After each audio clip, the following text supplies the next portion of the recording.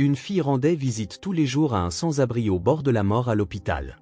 Lorsqu'on lut le testament, elle fut stupéfaite de découvrir ce qu'il lui avait laissé.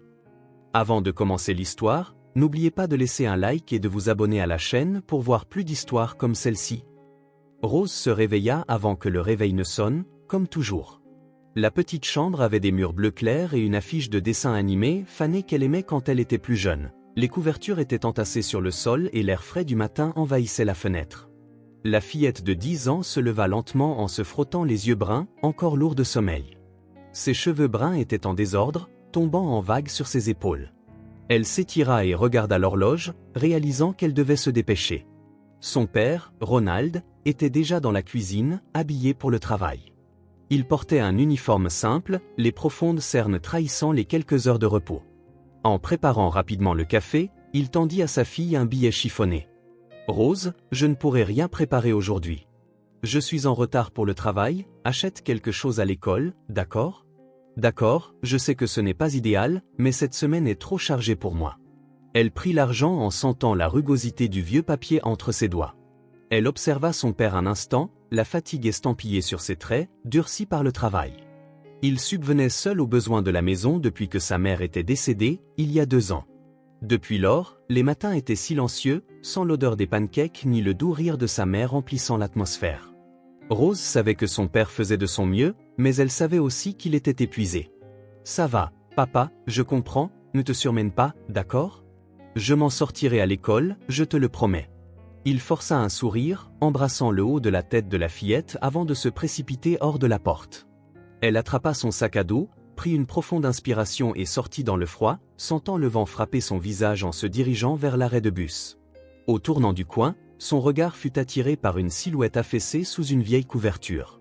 L'homme s'appuyait contre un mur de briques, les genoux pliés et les bras croisés sur sa poitrine, comme s'il tentait de se réchauffer. Il était maigre, ses cheveux gris étaient ébouriffés et son visage portait les marques du temps et de la rudesse de la vie dans la rue. Rose s'arrêta à mi-chemin, l'observant pendant quelques secondes. Elle avait déjà vu des gens comme lui auparavant, mais il y avait quelque chose chez cet homme qui attira son attention. Il semblait différent, peut-être par la façon dont son visage portait un poids de tristesse mêlé à de la résignation. Qui pouvait-il être ? Je ne l'ai jamais vu par ici. Pourquoi a-t-il l'air si fragile ? On dirait qu'il n'a pas mangé depuis des jours. L'hésitation la retint sur place quelques secondes de plus, mais ensuite elle prit son courage à 2 mains et s'approcha lentement, ses pas légers sur l'asphalte humide. L'homme ouvrit les yeux avec peine, comme si chaque clignement demandait un effort considérable. Il la regarda un instant et Rose réalisa que ses yeux étaient d'un bleu profond, mais terne, sans l'éclat qu'elle voyait dans ceux des autres. « Bonjour, monsieur, ça va ?» L'homme s'éclaircit la gorge, sa voix rauque et faible. « J'ai connu des jours meilleurs, gamine, mais c'est la vie, n'est-ce pas ?» Il toussa, sa poitrine vibrant d'un son rugueux et douloureux. « Je m'appelle Louis, et toi ?» Rose sentit un pincement au cœur, la façon dont il parlait, sans aucune attente, la fit sentir qu'il avait déjà renoncé à espérer quelque chose de bon. « Je m'appelle Rose. »« Tu sembles malade, Louis, as-tu essayé d'aller à l'hôpital ?» Il gloussa doucement, un son sec qui se perdit dans l'air froid du matin. « J'ai essayé bien des choses dans cette vie, gamine, et les hôpitaux ne sont pas faits pour des gens comme moi. Ils ont des règles pour déterminer qui mérite d'être soigné. » Rose pinça ses lèvres, dérangée par ces mots. Ce n'était pas juste, tout le monde devrait recevoir de l'aide quand il en a besoin. Elle regarda l'argent qu'elle tenait, le même que son père lui avait donné pour son déjeuner, et sentit une boule se former dans sa gorge en réalisant qu'elle ne pouvait tout simplement pas se détourner et continuer sa journée comme si de rien n'était. « Tiens, prends ceci. J'allais m'acheter le déjeuner à l'école, mais je pense que tu en as plus besoin que moi. » Elle lui tendit le billet et il hésita à le prendre. « Non, je ne peux pas accepter ça, tu n'es qu'une enfant, tu as besoin de manger, ce n'est pas juste. » Rose secoua la tête, déterminée. « C'est juste.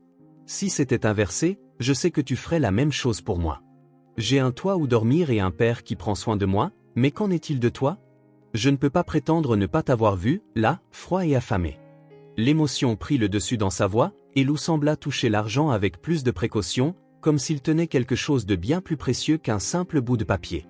Il finit par l'accepter, murmurant un merci presque inaudible. Rose esquissa un léger sourire, sentant qu'elle avait fait ce qu'il fallait, mais en s'éloignant, elle se rendit compte que son cœur était lourd dans sa poitrine. L'image de Lou était gravée dans son esprit tout le long du chemin jusqu'à l'école. À son arrivée, elle s'assit à sa place habituelle dans la classe, mais son esprit était ailleurs. Le professeur parlait d'équations mathématiques et de nombres, mais rien de tout cela ne lui semblait important. L'image de cet homme âgé, seul, malade et sans espoir, ne la quittait pas. Que puis-je faire de plus pour lui? Je viens de lui donner de l'argent, mais demain, il sera toujours là. Cela ne résout rien, il a besoin de quelque chose de plus grand, de quelqu'un qui se soucie vraiment de lui. Cette pensée l'accompagnait tout au long de la journée, faisant de l'école un simple décor pour quelque chose qui importait vraiment. Pendant que les autres enfants couraient dans la cour et partageaient des goûters, Rose ne regardait que le ciel nuageux, ressentant un poids qu'elle ne pouvait expliquer. La réalité de la vie de Lou était devenue un problème qui était désormais le sien, et d'une certaine manière, elle savait qu'elle ne pourrait tout simplement pas l'oublier et passer à autre chose. Rose rentra chez elle à grands pas, sentant le vent froid de l'après-midi lui fouetter le visage. Le soleil commençait déjà à se cacher derrière les immeubles, peignant le ciel de teintes orange et roses. Ses pensées étaient focalisées sur Louis, et l'idée qu'il puisse encore être là, au même endroit où elle l'avait trouvé le matin, lui donnait une lueur d'espoir. Mais en tournant le coin, son cœur s'emballa lorsqu'elle vit l'espace vide. La couverture sale qu'il utilisait pour se couvrir n'était plus là, et les quelques affaires qu'il possédait avaient également disparu. Elle regarda autour d'elle pour trouver le moindre signe du vieil homme, mais tout ce qu'elle trouva furent des inconnus se précipitant sans lui prêter attention. Où était-il allé? Il ne semblait pas assez fort pour aller loin par lui-même. Et si quelque chose lui arrivait? En entrant dans la maison, Rose jeta son sac à dos sur le canapé et se dirigea vers la cuisine où elle ouvrit le frigo presque vide. Elle prit un pain et un morceau de fromage, improvisant un goûter, tandis que son esprit était encore hanté par la disparition de Louis. Elle mâcha lentement, sans vraiment goûter à la nourriture. Lorsqu'elle entendit la porte s'ouvrir, Mélissa entra, tenant son sac sur son épaule et enlevant son manteau avec un soupir fatigué. La jeune nounou avait les cheveux foncés, toujours attachés en queue de cheval, et un sourire accueillant qui faisait que Rose se sentait en sécurité. Dès qu'elle la vit, la fillette posa son goûter sur l'assiette et s'approcha d'elle. « Mélissa, j'ai besoin de te dire quelque chose. Aujourd'hui, j'ai rencontré un homme, un mendiant. Il semblait très malade. J'ai essayé de l'aider, mais maintenant, il a disparu et je ne sais pas ce qui lui est arrivé. » Mélissa fronça les sourcils, surprise, et s'assit à côté de la fillette, écoutant attentivement pendant que Rose lui racontait tout ce qui s'était passé. Quand elle eut fini, la nounou prit ses mains dans les siennes, les serrant doucement. « Rose, tu as un cœur si beau. Je suis sûre que tu le retrouveras. Parfois, ces personnes doivent déménager d'un endroit à l'autre, cela ne signifie pas qu'il leur est arrivé quelque chose de grave. » Rose se mordit la lèvre inférieure, essayant de croire ses mots, mais l'agitation persistait en elle. « Je voulais juste savoir s'il allait bien, il semblait si fragile, comme s'il renonçait à tout. » La nuit tomba lentement, et Rose resta dans le salon, distraite avec un livre, mais incapable de se concentrer sur sa lecture. Le bruit de la clé tournant dans la serrure la fit lever les yeux, et Ronald entra, enlevant ses chaussures et poussant un long soupir. Il avait l'air épuisé, ses cernes plus marquées que d'habitude. Mélissa dit au revoir en donnant à Rose un baiser sur le dessus de la tête avant de partir. Le père s'affaissa sur le canapé et ferma les yeux quelques secondes avant de parler. « Aujourd'hui a été une journée difficile, Rose. Je n'ai presque pas eu le temps de respirer entre un travail et l'autre. » La fillette s'approcha, s'asseyant à côté de lui, toujours agitée. Après un moment d'hésitation, elle décida de demander. « Papa, aujourd'hui, en rentrant, as-tu vu un vieil homme, un mendiant? Il est mince, avec des cheveux grisâtres et des yeux très tristes. » Ronald ouvrit les yeux, semblant réfléchir un instant avant de hocher la tête. « Oui, je l'ai vu. Il était près du coin, mais je ne me suis pas arrêté. J'étais tellement fatigué que je voulais juste rentrer chez moi rapidement. » Rose ressentit une oppression dans sa poitrine, comme si ces mots étaient un petit choc pour son cœur. « Papa, comment as-tu pu ne pas t'arrêter? Et s'il avait eu besoin d'aide? Je n'arrive pas à croire que tu l'aies simplement ignoré. » Ronald soupira, passant sa main dans ses cheveux en désordre. Il regarda sa fille et remarqua l'éclat indigné dans ses yeux bruns. « Ma fille, je voulais aider, mais je travaille toute la journée, courant d'un emploi à l'autre. Parfois, je n'ai tout simplement pas la force. » Rose croisa les bras, le sourcil froncé, sa voix chargée d'un mélange de frustration et de déception. « Mais tu m'as toujours appris à aider les autres, tu dis toujours que nous devons faire ce que nous pouvons. Alors pourquoi n'as-tu pas fait cela aujourd'hui? » Ronald resta silencieux un instant, sentant le poids des mots de sa fille. « Il la regarda, cette petite fille au cœur si pur et débordant de gentillesse, et réalisa qu'elle avait raison. Il se redressa et prit ses mains dans les siennes en la regardant dans les yeux. « Tu as raison, Rose. J'aurais dû aider. » Parfois, dans la précipitation, nous oublions que les petits gestes font une différence. Je te promets que la prochaine fois que je verrai quelqu'un dans le besoin, je ne l'ignorerai pas. Je ferai quelque chose, même si ce n'est qu'un petit geste. La fillette détendit légèrement ses épaules, réalisant que son père réfléchissait vraiment à ce qu'elle avait dit. Pourtant, elle ne pouvait se défaire du sentiment que Louis avait besoin d'elle, que le temps pressait contre lui. Elle appuya sa tête sur l'épaule de son père, inhalant le parfum familier de ses vêtements de travail. Je voulais juste savoir s'il allait bien, mais je trouverai un moyen de l'aider, je le sais. Ronald caressa les cheveux de sa fille, se sentant fier d'elle. Je ne doute pas de toi, ma fille, tu as un cœur trop grand pour ignorer les injustices du monde. Cette nuit-là, Rose se coucha, mais il lui fallut longtemps pour s'endormir. Elle se tourna et se retourna, son inquiétude pour Lou martelant dans son esprit. Dehors, le vent hurlait et elle se demandait s'il avait trouvé un abri pour la nuit. Elle ferma les yeux en se répétant qu'elle devait le retrouver le lendemain, que le temps ne pouvait pas lui être contre, elle ne laisserait pas cela arriver. Ronald se coucha dans son lit, mais le sommeil ne vint pas immédiatement. La petite chambre était baignée dans une demi-lumière et le silence de la maison ne faisait qu'amplifier le bruit de ses pensées. Il ferma les yeux, aussitôt, la scène lui revint en mémoire. Rentrant chez lui cette nuit-là, épuisé par le travail, il avait vu le mendiant appuyé contre le mur, les épaules voûtées et le regard perdu à un point indéfini. Ronald mit instinctivement ses mains dans ses poches, cherchant de l'argent, quoi que ce soit qu'il puisse offrir, mais il ne trouva que du vide. Il avait déjà donné à Rose le dernier billet qu'il avait pour acheter un goûter à l'école. La réalité lui tomba dessus comme un poids, un rappel amer que de bonnes intentions ne suffisent pas toujours. Je voulais faire quelque chose, mais que peut offrir un homme qui peut à peine subvenir aux besoins de sa propre fille à quelqu'un qui n'a rien? Il se tourna sur le côté, essayant de chasser ses pensées, mais la scène ne quittait pas son esprit. Il se souvint du regard sur le visage de Rose lorsqu'elle parlait de Louis, de la manière dont sa voix débordait d'une inquiétude sincère. Elle était encore si jeune, mais semblait porter le poids du monde sur ses épaules. Il voulait la protéger, voulait que sa fille ait une enfance insouciante, mais il savait que la vie ne fonctionnait pas ainsi. La vérité, c'est qu'il était lui-même au bord du gouffre, essayant de payer les factures, de concilier 2 emplois et d'être un bon père. Si seulement j'avais plus de temps, si seulement j'avais plus d'argent. Comment puis-je apprendre à ma fille à aider les autres quand je peine moi-même à assurer notre subsistance? La nuit passa lentement et l'aube arriva, teintant le ciel de nuances dorées. Le réveil sonna, mais Ronald était déjà éveillé depuis un moment, fixant le plafond. Avec un soupir, il se leva et se rendit dans la cuisine où il prépara un café simple. Il n'y avait pas de pain frais, ni de lait, juste le café noir fort qui soutenait ses journées épuisantes. Il regarda le saladier de fruits presque vide et attrapa la dernière pomme. Le bruit des pas précipités de Rose résonna dans le couloir, et il se retourna à temps pour la voir entrer dans la cuisine, les yeux brillants. « Bonjour, papa » dit-elle gaiement en ajustant la sangle de son sac à dos sur ses épaules. Ronald esquissa un sourire, tentant de dissimuler sa fatigue, et lui tendit la pomme. « Tiens, ma chérie, mange ça en chemin, ce sera ton goûter aujourd'hui. Il n'y aura pas le temps de préparer quoi que ce soit. » Rose prit le fruit, mais son regard montrait une certaine insatisfaction.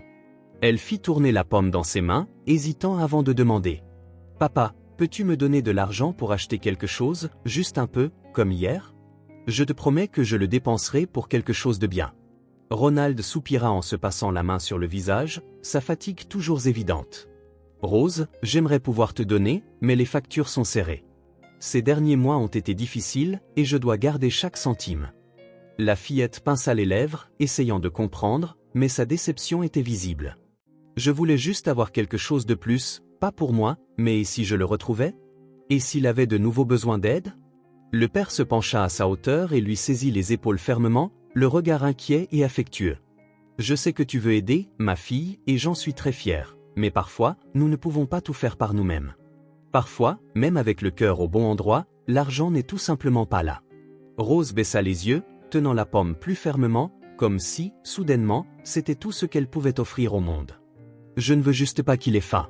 Si j'avais plus, je donnerais tout. » Ronald sentit une oppression dans sa poitrine en voyant cette expression sur le visage de sa fille. Elle n'était qu'une enfant, mais elle portait déjà une gentillesse que beaucoup d'adultes n'arriveraient jamais à atteindre. Il soupira et lui ébouriffa les cheveux d'un geste affectueux. S'il y a quelqu'un qui peut faire une différence, c'est toi. Je n'ai pas grand-chose pour l'instant, mais je te promets que nous trouverons un moyen d'aider. Rose esquissa un petit sourire, même si son cœur était toujours agité. Elle savait qu'elle ferait quelque chose, d'une manière ou d'une autre. Elle quitta la maison en tenant toujours la pomme, tandis que Ronald restait à la porte, la regardant s'éloigner dans la rue. Il prit une profonde inspiration avant de descendre les marches du porche et de se diriger vers la boîte aux lettres. Il prit le courrier et le feuilleta distraitement jusqu'à ce qu'une enveloppe plus épaisse et plus officielle attire son attention. En l'ouvrant, il sentit son estomac se nouer. C'était un avis officiel indiquant qu'il serait licencié dans 2 semaines de l'un de ses emplois, l'emploi qui, bien qu'épuisant, payait le mieux. Ronald passa sa main dans le dos de son cou, sentant une vague de désespoir grandir en lui. Ce n'était pas seulement lui qui dépendait de cet argent, c'était aussi Rose, la maison, les factures, la nourriture. Comment allait-il tout concilier sans ce salaire? Le temps semblait lui être contre, et tout ce qu'il pouvait faire était d'avaler ses inquiétudes et d'aller travailler, car pour l'instant, il restait encore du travail à faire. Je ne peux pas dire cela à Rose maintenant, elle a déjà trop de soucis pour une enfant, mais combien de temps puis-je cacher cela? En se rendant au travail, son esprit était en tourmente. Il avait besoin d'une solution, il devait trouver un moyen de garder la maison, de s'assurer que Rose ait le strict minimum pour ne pas ressentir le poids de ce qui allait arriver, mais à chaque pas, il sentait le sol devenir de plus en plus instable. J'ai toujours dit à Rose que tout irait bien si nous travaillions dur, si nous étions honnêtes, mais que se passe-t-il si l'effort n'est pas suffisant? Comment expliquer à ma fille que parfois la vie ne nous donne tout simplement pas de choix? Il regarda sa montre, réalisant qu'il était déjà en retard. Il devait garder son sang-froid au moins pour 2 semaines de plus. Il aurait encore cet emploi, au moins pour 2 semaines, il pourrait faire semblant que tout était sous contrôle. Il prit une profonde inspiration, tentant de chasser l'anxiété, mais au fond de lui, il savait que ce n'était que le début de quelque chose de bien plus grand. Rose marchait d'un pas rapide, sentant la pomme intacte encore dans son sac à dos. L'air froid du matin faisait légèrement brûler son nez et ses joues, mais cela lui était égal. Ses yeux scrutaient chaque recoin du trottoir alors qu'elle s'approchait de l'endroit où elle avait vu Louis pour la dernière fois. Son cœur battait la chamade d'anticipation, et quand elle atteignit enfin cet endroit, elle vit la silhouette familière allongée sur le sol, enveloppée dans la même vieille couverture, mais quelque chose avait changé, il ne bougeait pas. Elle s'approcha lentement, avalant difficilement, et s'arrêta à côté de lui. « Louis, c'est moi, Rose. Ça va ?» Aucune réponse, aucune réaction. Sa poitrine se serra. Il respirait, mais son visage semblait encore plus pâle que la veille. Ses mains étaient exposées au froid, immobiles, comme si elles avaient perdu toute force de mouvement. Ce n'est pas normal, il ne peut pas rester ainsi. Et s'il ne se réveillait jamais? Avec des doigts tremblants, Rose enfouit sa main dans la poche de sa veste et sortit son vieux téléphone portable. L'écran fissuré affichait des traces de chute passées et certaines parties étaient assombries, comme si la lumière n'y parvenait plus. Elle passa son doigt sur le verre froid pour déverrouiller l'écran et composa le numéro d'urgence. « S'il vous plaît, envoyez une ambulance, il y a un vieil homme ici, il ne se réveille pas, je pense qu'il est très malade. » Sa voix tremblait et l'opérateur à l'autre bout de la ligne demanda l'adresse. Elle décrivit rapidement où il se trouvait, tandis que son regard ne quittait pas le corps immobile de Louis. « Ils doivent arriver vite, ils ne peuvent pas tarder, il a besoin d'aide immédiatement. » Quelques personnes commencèrent à remarquer la situation et s'approchèrent, formant un petit cercle autour d'elle et de Louis. Ce n'étaient pas des visages familiers, mais plutôt des regards curieux et quelques chuchotements inquiets, mais personne ne fit rien d'autre que regarder. Rose sentit la colère monter en elle. Comment les gens pouvaient-ils simplement passer et ignorer? Comment pouvaient-ils voir quelqu'un comme ça et ne pas se soucier? Elle regarda autour d'elle, les yeux brillants d'un mélange de frustration et de peur. Quelqu'un peut-il m'aider? Il a besoin d'aide, j'ai déjà appelé une ambulance, mais il est si faible, je ne sais pas s'il va tenir. En attendant, les minutes semblaient durer une éternité. Le froid transperçait l'air et le murmure de la ville alentour contrastait avec l'urgence ressentie par Rose. Quand les sirènes brisèrent enfin le silence, elle ressentit un soulagement momentané. L'ambulance s'arrêta sur le trottoir et 2 ambulanciers se précipitèrent dehors. L'un d'eux s'agenouilla à côté de Louis pour vérifier ses signes vitaux tandis que l'autre préparait la civière. Rose se leva, sentant ses jambes trembler. « Il va s'en sortir, n'est-ce pas? Vous allez vous occuper de lui, n'est-ce pas ?» Les ambulanciers échangèrent un regard rapide avant de répondre. « Nous ferons de notre mieux, mais il est très affaibli, nous devons l'emmener tout de suite. » Rose fit un pas en avant, serrant la sangle de son sac à dos. « Je veux aller avec lui, s'il vous plaît, laissez-moi y aller aussi. » L'ambulancier la regarda puis son sac à dos, soupira en ajustant les sangles de la civière. « Tu accours, petite. Rentre à l'école, nous nous occupons de lui ici. » Le cœur de Rose se serra. Comment pouvait-il la repousser ainsi? Comment pouvait-il la traiter comme si son inquiétude n'avait aucune importance? Mais elle savait que s'insister ne servirait à rien. Après un dernier regard sur Louis qui était chargé dans l'ambulance, elle fit un pas en arrière, prétendant qu'elle allait obéir. Dès que l'ambulance partit, elle se détourna dans la direction opposée à celle de l'école. L'hôpital n'était pas très loin. Elle savait qu'il lui faudrait du temps pour y arriver à pied, mais cela ne l'empêcherait pas d'abandonner. Elle marcha rapidement, ignorant le poids de son sac à dos et le froid sur son visage. À chaque coin de rue, elle sentait la peur grandir en elle. Et si on ne me laissait pas le voir? Et si c'était trop tard? Une fois arrivée? Je ne peux pas simplement aller à l'école en faisant comme si de rien n'était. Si je ne suis pas là pour lui, qui le sera? 20 minutes plus tard, ses pieds touchèrent le sol froid de l'hôpital. Le bâtiment était vaste, avec des portes automatiques qui s'ouvraient à son entrée. L'odeur d'antiseptique submergea ses sens et la lumière froide et vive de l'endroit la fit cligner des yeux à plusieurs reprises. Elle s'approcha du comptoir d'accueil où une femme en uniforme tapait quelque chose sur l'ordinateur. Rose s'éclaircit la gorge, sentant le poids de la nervosité dans sa voix. « Je suis venu voir un patient, un vieil homme nommé Lou. Il vient d'arriver, il est très malade. » La réceptionniste la regarda, puis jeta un coup d'œil à la liste sur l'écran, son visage ne trahissant aucune émotion. « Vous pouvez attendre là-bas, nous verrons s'il y a des informations. » Rose hocha la tête et alla s'asseoir sur l'une des chaises inconfortables de la salle d'attente. Ses mains agrippaient le tissu de sa veste et ses yeux étaient fixés sur le sol, tandis que son esprit s'égarait dans 1000 directions. « Je ne peux pas rester ici trop longtemps. Mélissa rentrera cet après-midi, et si elle se rend compte que je ne suis pas là, elle dira à mon père, et s'il découvre que j'ai séché l'école pour venir ici, il sera furieux. Mais si je ne peux pas le voir? Et s'il est impossible que je lui parle à nouveau? » Le temps semblait s'écouler lentement. Rose sentit son cœur battre fort tandis que son esprit tentait de trouver une solution. Tout ce qu'elle voulait, c'était le voir, savoir qu'il était en vie, qu'il recevait l'aide dont il avait besoin. Elle ne partirait pas d'ici sans en être sûre. Rose continua de s'asseoir sur la chaise dure de la salle d'attente, son pied tapotant dans l'air avec impatience, mordillant sa lèvre inférieure. L'hôpital était plein, le bruit des pas précipités et des voix étouffées résonnait dans les couloirs.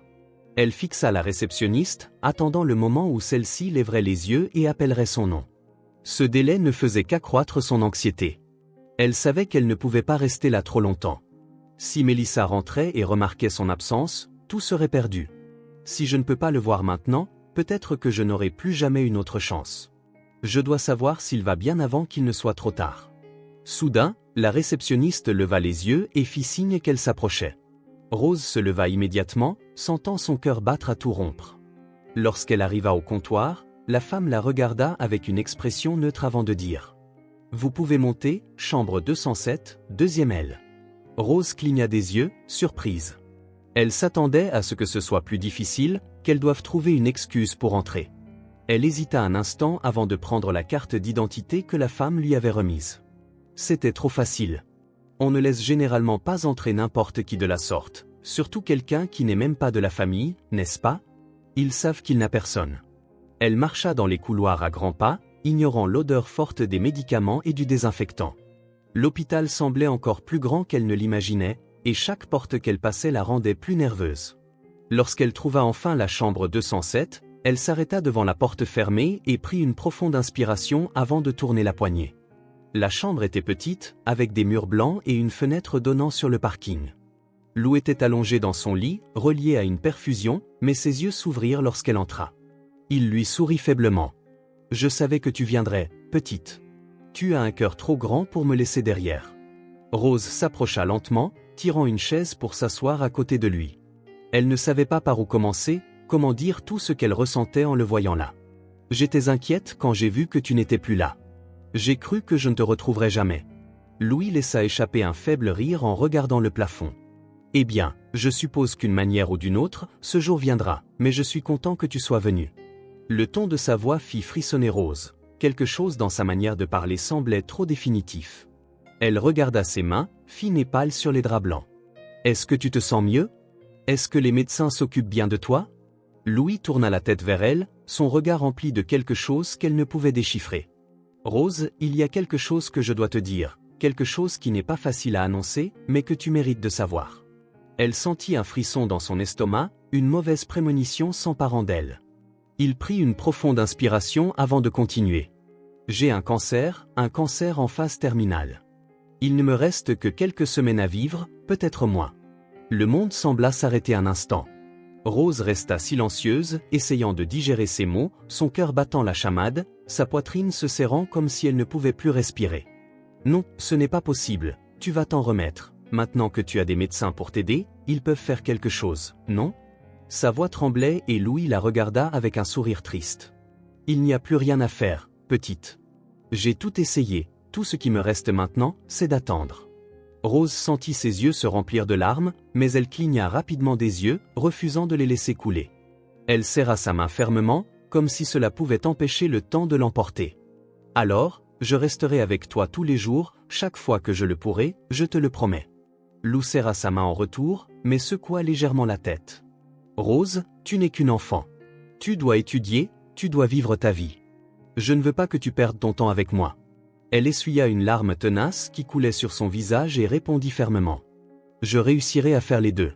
J'étudierai, j'assumerai mes responsabilités, mais je viendrai aussi te voir. Tu n'es pas seule, je te le promets. Lou soupira, fermant les yeux un moment avant de hocher la tête. Tu as une force que peu de gens possèdent, tu sais, et un cœur qui illumine partout où il passe. Mais j'ai besoin que tu me promettes une chose. Rose, quand je ne serai plus là, continue d'être cette personne. Continue d'aider, continue d'aimer, ne laisse pas la tristesse changer qui tu es. Rose serra encore plus fort sa main, la gorge serrée. Je ne le laisserai pas faire, mais tant que tu es là, je ne t'abandonnerai pas. Ils continuèrent à parler un moment de plus. Rose lui parla de sa journée, de son inquiétude de ne pas être allée à l'école et de la colère que son père aurait s'il l'apprenait. Louis sourit en écoutant chaque mot, comme s'il voulait tout graver dans sa mémoire. Le temps passa trop vite, et bientôt, Rose se rendit compte qu'elle devait partir avant que Mélissa ne rentre et ne découvre son absence. Elle se leva à contre-cœur, le regardant une dernière fois. « Je reviendrai demain, je te le promets. » Lou sourit, ses yeux fatigués remplis d'affection. « Je sais que tu le feras, petite. Maintenant, va, avant que quelqu'un découvre que tu as séché l'école à cause de moi. » Rose laissa échapper un faible rire, s'essuyant rapidement les yeux avant de quitter la pièce. En marchant dans les couloirs, elle sentait son cœur lourd mais déterminé en même temps. Louis avait besoin d'elle, et elle ne le laisserait pas tomber.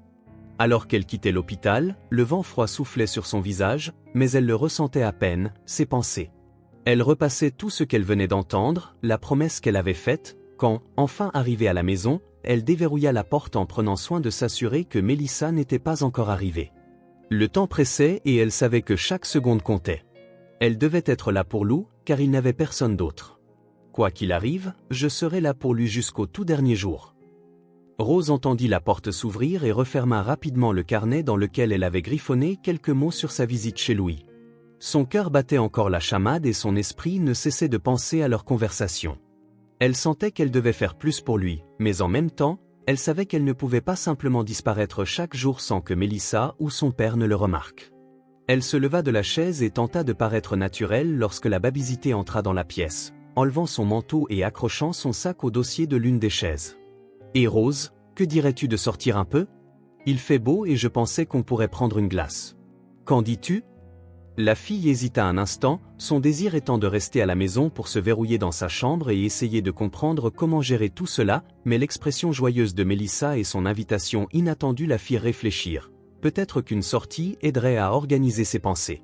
D'accord, mais est-ce que je peux choisir la saveur? Mélissa sourit en attrapant les clés. Bien sûr, c'est toi qui choisis, mais ne prends pas un de chaque. Rose rit, enfilant son manteau et partant aux côtés de la babysité. En route vers la glacière, elle resta silencieuse, observant le va-et-vient dans la rue, les gens allant et venant sans se soucier de rien. Et si la vie était aussi simple, si je n'avais pas à penser aux maladies, aux adieux et aux promesses difficiles à tenir? À leur arrivée, Rose choisit sa saveur préférée, fraise avec des morceaux de chocolat, et elles s'assirent à une table près de la fenêtre.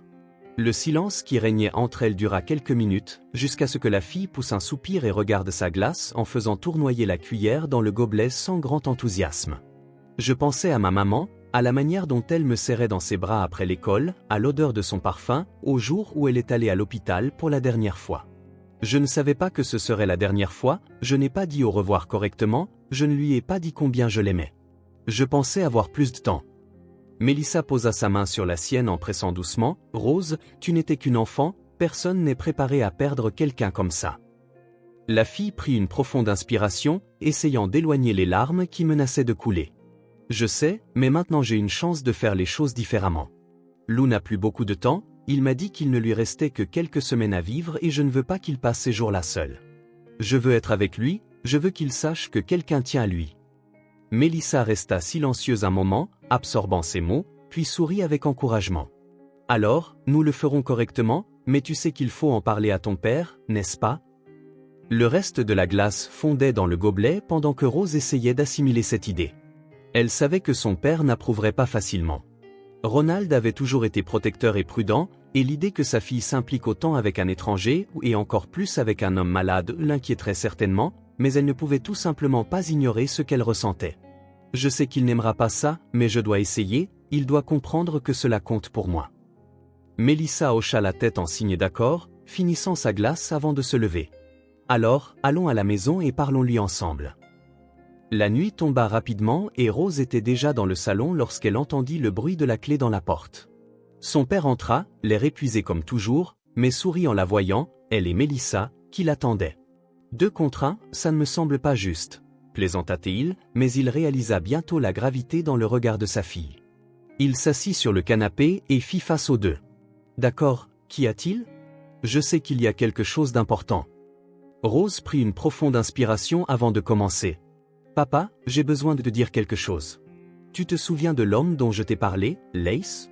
Je l'ai revu, il était très malade, alors j'ai appelé l'ambulance et il a été emmené à l'hôpital. » Ronald fronça les sourcils, visiblement surpris. « Tu as appelé l'ambulance toute seule ? » Elle hocha rapidement la tête. « Oui, et je suis allé à l'hôpital pour voir comment il allait. »« Papa, il a un cancer en phase terminale, il ne lui reste que quelques semaines à vivre. » Ronald passa sa main sur son visage, absorbant l'information. « Rose, je sais que tu veux aider, mais c'est très sérieux, tu ne peux pas te contenter d'aller à l'hôpital tous les jours. » Avant qu'il ne puisse continuer, Mélissa intervint. « Ronald, je comprends ton inquiétude, mais Rose veut juste être là pour lui. Il n'a personne, absolument personne, et je peux l'accompagner pour m'assurer que tout reste en sécurité. » L'homme se tut, fixant la table basse, pensant qu'il savait que sa fille avait un cœur énorme, mais il savait aussi que c'était un lourd fardeau pour une enfant. Pourtant, en regardant dans les yeux déterminés de Rose, il se rendit compte qu'elle n'abandonnerait pas facilement. Il soupira en passant sa main dans ses cheveux. « D'accord, tu peux lui rendre visite, mais à une condition, toujours après l'école et avec Mélissa. » Rose sourit de soulagement et se jeta dans ses bras. « Merci, papa, merci beaucoup. » Mélissa sourit en voyant la joie de la fille, mais avant qu'elle ne puisse dire au revoir, Ronald lui saisit légèrement le bras. « Mélissa, puis-je te parler un instant avant que je parte ?» La babysité jeta un rapide regard à Rose avant d'hocher la tête. « Bien sûr. » La fille remarqua le ton sérieux dans la voix de son père et se demanda de quoi il voulait parler à Mélissa, mais pour l'instant, elle était heureuse. Après tout, elle avait obtenu sa permission. Demain, elle retournerait à l'hôpital et elle ne laisserait pas Louis seul durant ces derniers jours. Rose resta immobile derrière la porte de la cuisine, les oreilles attentives, son cœur battant rapidement contre sa poitrine. Le silence tendu qui précédait la conversation entre son père et Mélissa la fit retenir son souffle. Ronald ne gardait généralement pas de secret pour elle, mais cette fois, elle sentit que quelque chose n'allait pas. Son intuition lui disait que c'était quelque chose de sérieux, quelque chose qu'il ne voulait pas qu'elle sache, et s'il ne voulait pas le lui dire, cela signifiait que c'était mauvais. Si je n'écoute pas maintenant, peut-être que je ne saurai jamais ce qui se passe. Je dois comprendre ce qui inquiète autant mon père. La voix de Ronald sonnait fatiguée, lourde, comme si chaque mot était difficile à prononcer. « Mélissa, j'ai besoin de te dire quelque chose. Je ne voulais pas t'impliquer dans tout ça, mais la vérité, c'est que j'ai été licencié de l'un de mes emplois. Je vis mes derniers jours, et après, je devrais survivre uniquement avec l'autre, qui couvre à peine nos dépenses. » Rose sentit son corps se glacer. « Son père avait toujours travaillé si dur, toujours fait tout pour qu'elle n'ait rien à manquer, et maintenant il perdait l'un de ses emplois, celui qui soutenait le plus le foyer. Si c'est ce qu'il dit, les choses sont pires que je ne le pensais. Comment compte-t-il continuer à payer pour tout? Comment ferons-nous? Mélissa mit quelques secondes à répondre, mais sa voix était douce, chargée d'inquiétude et de soutien. Ronald, je suis tellement désolé, ce n'est pas juste, tu travailles si dur, tu fais tout pour Rose et pourtant cela arrive. Mais écoute, tu n'as pas à t'inquiéter pour moi. Je sais que peut-être tu ne peux plus me payer comme avant, mais je ne te laisserai pas tomber, je continuerai à aider aussi longtemps qu'il le faudra. Rose sentit une boule se former dans sa gorge. Mélissa avait toujours été bonne avec elle, mais elle ne s'attendait pas à ce qu'elle accepte de continuer même sans être payée. Cela signifiait que la situation était vraiment grave, que si même Mélissa acceptait de travailler sans être rémunérée, c'était parce que mon père ne pouvait vraiment pas se le permettre. Comment n'ai-je pas remarqué cela avant? Ronald laissa échapper un faible rire humoristique, comme s'il était trop épuisé pour se sentir soulagé. Je déteste te demander cela, Mélissa, mais je ne sais pas quoi faire. Rose est tellement impliquée avec Louis, elle a besoin de toi à ses côtés, juste jusqu'au dernier jour du vieil homme, après quoi je trouverai une solution. Le fait de mentionner le nom de Louis fit reprendre son souffle à Rose, ainsi son père savait bien qu'elle devenait de plus en plus attachée à l'homme âgé, mais il ne semblait pas en colère à ce sujet, il semblait juste perdu, comme s'il peinait à maintenir les choses en marche sans savoir combien de temps encore ils pourraient tout tenir ensemble. Mélissa prit une profonde inspiration avant de répondre, « Nous allons nous en sortir ensemble, Ronald, tu n'es pas seul, Rose non plus. Nous trouverons une solution, je te le promets. » Rose sentit une larme s'échapper de ses yeux et l'essuya rapidement avec la manche de sa chemise. Elle n'avait jamais vu son père aussi défait, il avait toujours été l'homme fort, celui qui trouvait une solution à tout, mais maintenant, pour la première fois, il semblait ne pas savoir quoi faire, et cela l'effrayait plus que tout. Je n'aurais jamais imaginé qu'il soit ainsi. J'ai toujours pensé qu'il pouvait tout gérer, mais maintenant je vois qu'il essaie de ne pas s'effondrer et je ne peux pas laisser cela arriver. Elle se retira lentement, faisant attention à ne pas faire de bruit, monta les escaliers doucement et entra dans sa chambre en fermant la porte avec précaution. Elle s'assit sur le lit en se serrant les genoux, sentant le poids de la responsabilité s'abattre sur elle. Son père avait besoin d'argent. Mélissa aidait autant qu'elle le pouvait, mais pour combien de temps? Et si Ronald ne trouvait pas un autre emploi rapidement? Et si la situation empirait? Elle voulait pouvoir faire quelque chose, mais elle n'était qu'une enfant, elle ne pouvait pas trouver d'emploi, elle ne pouvait pas payer les factures, mais elle refusait de rester les bras croisés. Je dois trouver une solution, quelque chose que je peux faire. S'il y a une solution, je la trouverai. Le vent frappait contre la fenêtre et Rose regarda la rue tranquille. Les réverbères illuminaient le trottoir, mais ce soir, il semblait plus faible, plus lointain. Le poids de l'incertitude s'installait dans sa poitrine, une sensation d'impuissance. Elle ne voulait pas accepter que son père avait toujours lutté pour elle, avait toujours tout fait pour qu'elle ne manque de rien. Maintenant, c'était à son tour d'agir. Mais comment une fille de 12 ans pourrait-elle vraiment aider? Si seulement je savais ce que je pouvais faire, si seulement j'avais une idée. Elle s'allongea sur le lit, fixant le plafond, incapable de dormir, son esprit travaillant trop vite. Elle repassa la conversation entre son père et Mélissa, essayant de penser à toutes les possibilités, mais rien ne semblait suffisant, jusqu'à ce qu'une pensée lui vienne soudainement. Louis. C'était un homme qui avait tant vécu, qui avait traversé des épreuves que je ne pouvais même pas imaginer. Peut-être pourrait-il m'aider, peut-être saurait-il quelque chose, une solution que je ne vois pas. Peut-être que Louis saura, lui qui a tant vécu, peut-être aura-t-il une idée. Demain, quand j'irai le voir, je lui demanderai, je sais qu'il m'aidera. Elle se tourna sur le côté, remontant la couverture jusqu'au menton, ses yeux commençant à se fermer, mais son esprit restait alerte, s'accrochant fermement à cette idée. Le lendemain, elle parlerait à Louis. Il était sa seule chance de comprendre comment elle pouvait aider son père. Elle ferma les yeux en se répétant que la réponse viendrait, qu'elle trouverait d'une manière ou d'une autre un moyen d'alléger le fardeau sur les épaules de son père, car elle ne le laisserait pas affronter cela seule. Je ne laisserai pas la vie nous abattre. Je suis petite, mais je peux faire quelque chose de grand, il suffit que je trouve comment. Le silence de la nuit enveloppait la maison, mais dans le cœur de Rose, la tempête faisait toujours rage. Demain, tout pourrait changer et elle était prête à découvrir quoi faire. Rose se réveilla au son du réveil, mais la fatigue pesait sur ses épaules. La conversation qu'elle avait entendue la veille résonnait encore dans sa tête. Son père était désespéré, Mélissa essayait d'aider, mais combien de temps pourrait-il tenir face à cette situation? Elle devait agir, s'il existait un moyen d'alléger le poids des soucis de Ronald, elle le trouverait aujourd'hui. Je vais parler à Louis, il a vécu bien plus longtemps que moi, peut-être aura-t-il une idée.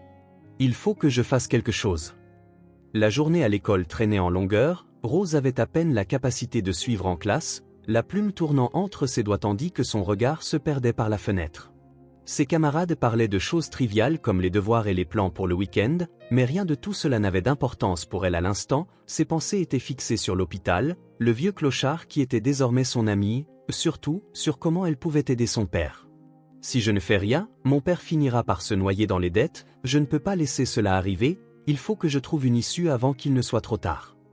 Quand le dernier cours se termina enfin, Rose attrapa son sac à dos et courut hors de l'école, où Mélissa l'attendait déjà dans la voiture. Dès qu'elle monta, Mélissa la regarda avec un petit sourire. « Prête à rendre visite à ton ami ?» Rose hocha la tête, le cœur battant. « Oui, mais quand nous serons là-bas, puis-je aller dans sa chambre seule ? Je veux lui parler sans personne autour. » La nounou fronça les sourcils un instant, mais hocha rapidement la tête. « Bien sûr, ma chère, si c'est important pour toi, j'attendrai à la réception. » Le trajet jusqu'à l'hôpital fut silencieux, Rose regardant par la fenêtre, repassant dans son esprit tout ce qu'elle voulait dire à Louis. À leur arrivée, Mélissa se dirigea directement vers la réception tandis que Rose parcourait les couloirs froids de l'hôpital. L'odeur du désinfectant et des médicaments était forte, mais cela ne la dérangeait pas. Elle s'arrêta devant la porte de la chambre 207 et prit une profonde inspiration avant de tourner la poignée. Louis était allongé, les yeux fermés, respirant lentement.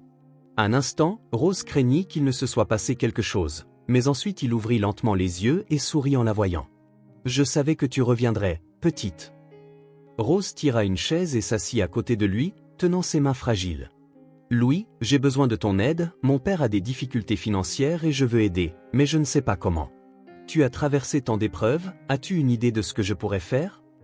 L'homme âgé resta silencieux quelques secondes, comme s'il était plongé dans de lointains souvenirs, puis son expression se radoucit et il esquissa un léger sourire. « Quand j'étais petit, mon père m'a appris quelque chose de très simple, mais cela m'a aidé à comprendre la valeur de l'argent, il m'a appris à vendre de la limonade. » Rose cligna d'abord des yeux, confuse, puis ses yeux s'illuminèrent d'enthousiasme. « De la limonade ? Ça sonne comme une super idée, tout le monde adore la limonade. Si j'en fais une vraiment savoureuse, je peux la vendre dans la rue et économiser de l'argent. » Louis laissa échapper un faible rire, ses yeux portant une lueur de nostalgie. « Exactement, petite. Parfois, les meilleures solutions sont les plus simples. Tu peux commencer petit, mais ce qui compte, c'est de le faire avec dévouement. Si les gens voient tes efforts, ils voudront t'aider. » Rose serra encore plus fort sa main, sentant une vague d'espoir grandir en elle, puis dit « Voilà, je vais vendre de la limonade. Il me suffit de convaincre Mélissa de m'aider à monter le stand. » Les heures passèrent pendant qu'elle continuait à parler, Rose excitée par sa nouvelle idée et Louis souriant de la voir si déterminée. Mais bientôt, son temps à l'hôpital prit fin et elle sut qu'elle devait partir avant que son père ne commence à se montrer méfiant. Elle se leva et regarda l'homme âgé avec affection. « Merci, Louis, tu me donnes toujours les meilleurs conseils. Je reviendrai demain pour te raconter comment ça s'est passé. » L'homme âgé hocha la tête, les yeux remplis de tendresse. « Je t'attendrai, vas-y, petite, fais-le. » En quittant l'hôpital, Rose retrouva Mélissa à la réception et lui attrapa la main avec excitation. « Mélissa, j'ai eu une idée incroyable. Je veux vendre de la limonade pour récolter de l'argent. » La babysité haussa les sourcils, surprise par l'énergie de la fille. « De la limonade ? Eh bien, c'est différent, mais j'aime l'idée. Tu es sérieuse ? » Rose hocha la tête avec vigueur. « Oui, si je vends aux gens du quartier, je pourrais obtenir de l'argent pour aider mon père. » Mélissa sourit et croisa les bras. « Eh bien, si tu es si déterminée, je pense que je peux t'aider. J'ai quelques affaires à la maison, des photos, des verres, du sucre, nous pouvons utiliser cela pour commencer. Et il y a encore une chose, et si nous organisions aussi une brocante ? Tu pourrais vendre de la limonade pendant que nous vendrions des choses dont nous ne nous servons plus. » Les yeux de Rosie s'écarquillèrent, sentant l'excitation grandir en elle. « C'est parfait, nous pourrons récolter beaucoup plus d'argent de cette façon. Faisons-le. » Mélissa rit affectueusement en ébouriffant les cheveux de la fille. « Alors, nous avons un plan, demain nous commençons à tout préparer. » Rose regarda la rue, se sentant plus déterminée que jamais. « Maintenant, j'ai une idée et je ferai tout pour la faire marcher. Mon père a toujours tout fait pour moi, Maintenant c'est à mon tour de faire quelque chose pour lui et je réussirai. Rose se réveilla avant même que l'alarme ne sonne, l'anxiété lui saisissant la poitrine et son esprit fourmillant d'idées. C'était le premier jour de la vente de limonade et elle voulait que tout soit parfait. Elle s'étira rapidement, sautant du lit avec une énergie dont elle ignorait l'existence, et se précipita dans la cuisine où Mélissa préparait déjà quelques affaires. « Bonjour, dormeuse, ou devrais-je dire, si tu as même dormi, parce que tu sembles être en pleine forme depuis hier. » Rose rit, attrapant un citron dans le panier et le faisant tourner entre ses doigts. Je n'arrêtais pas de penser à ce que serait aujourd'hui si tout se passait bien. Nous pourrions récolter une belle somme d'argent. Je sais que ce n'est que de la limonade, mais si nous en vendons beaucoup, cela peut faire une différence. Mélissa hocha la tête en commençant à presser les citrons dans un grand pichet. C'est comme ça que l'on commence quelque chose de grand. Rose ajouta, d'abord une idée, puis du travail acharné, et avant même que tu t'en rendes compte, tu pourrais faire quelque chose de bien plus grand que ce que tu imaginais. La cuisine fut bientôt remplie de l'arôme citronné des citrons frais mêlés à la douceur du sucre que Mélissa versa dans le pichet. Rose remua le liquide avec une grande cuillère, regardant le mélange devenir de plus en plus jaune. Ça a l'air magnifique, mais est-ce bon? Elle attrapa une cuillère, goûta et ferma les yeux pour savourer la saveur. Waouh, c'est parfait, ni trop sucré, ni trop acide, je suis sûr que tout le monde va adorer. Mélissa sourit et tapota l'épaule de la fille. Alors, mettons tout dehors et installons le stand avant que les premiers clients ne passent, il nous reste encore beaucoup à faire ensemble. Elles portèrent le matériel sur le trottoir devant la maison. Rose disposa les gobelets en piles bien ordonnées pendant que Mélissa accrochait une pancarte faite main indiquant « Limonade fraîche, pour une bonne cause ». La première heure fut lente, certaines personnes passaient et jetaient un coup d'œil mais ne s'arrêtaient pas. Rose commença à taper du doigt sur la table, agitée. Et si personne ne voulait acheter? Et s'ils trouvaient ça ridicule? Et s'ils trouvaient ça trop cher? Et si j'échouais avant même de commencer? Mélissa, qui observait la fille patiemment, mit ses mains dans ses poches et sourit. Toute entreprise commence lentement, Rose. Mais tu dois être patiente, continuer à sourire et à attirer l'attention des gens, bientôt ils comprendront ce que nous faisons ici. Et Mélissa avait raison. Quelques minutes plus tard, une dame s'arrêta devant le stand, regardant la pancarte avec curiosité. Limonade, wow, cela faisait des années que je n'avais pas vu un petit stand comme celui-ci. Apportez-moi un gobelet, ma chère. Rose sursauta presque de joie, attrapant un gobelet et le remplissant soigneusement. Voilà, j'espère que ça vous plaira. La dame but une gorgée et esquissa un sourire chaleureux. C'est délicieux, j'en prendrai 2 de plus pour mes petits-enfants. Cela suffit à attirer l'attention d'autres voisins.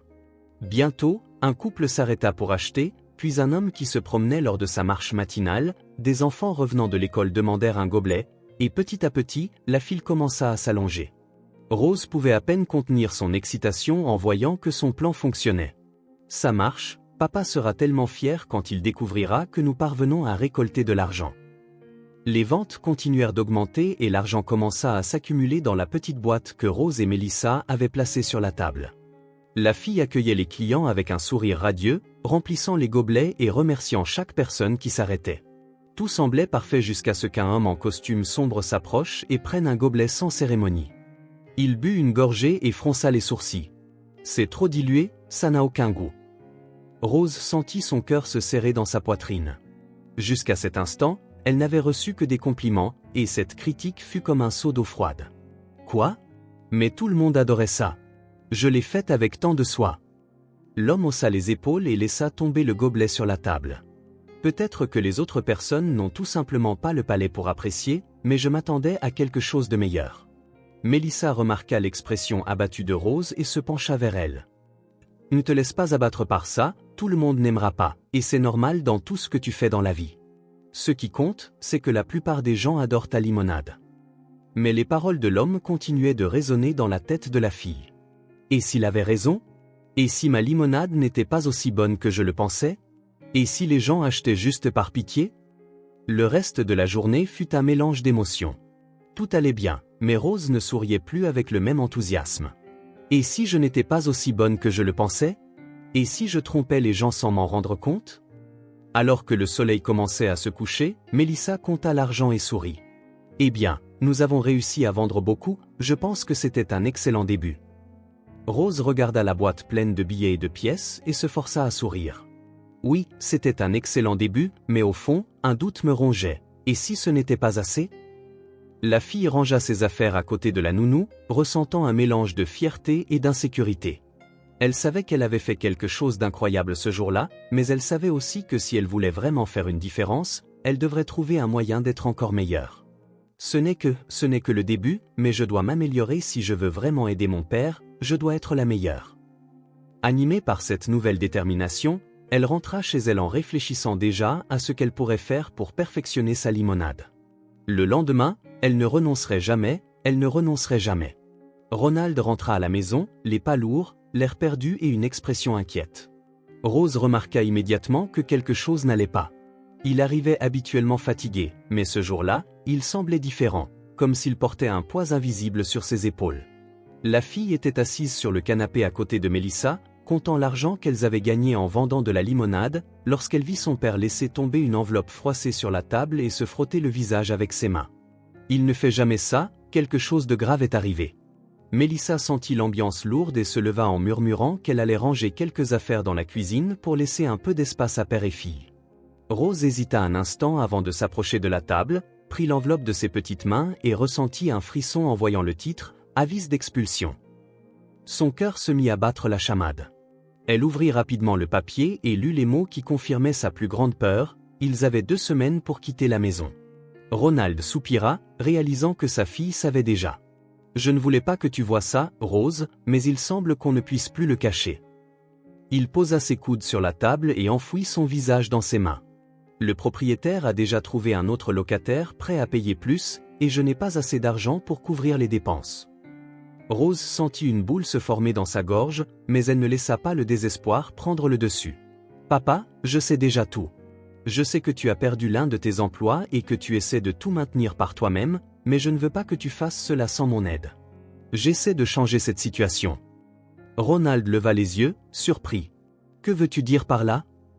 Rose prit une profonde inspiration avant de répondre. « J'ai monté un stand de limonade, je vends pour récolter de l'argent. Je sais que ce n'est pas grand-chose, mais c'est un début.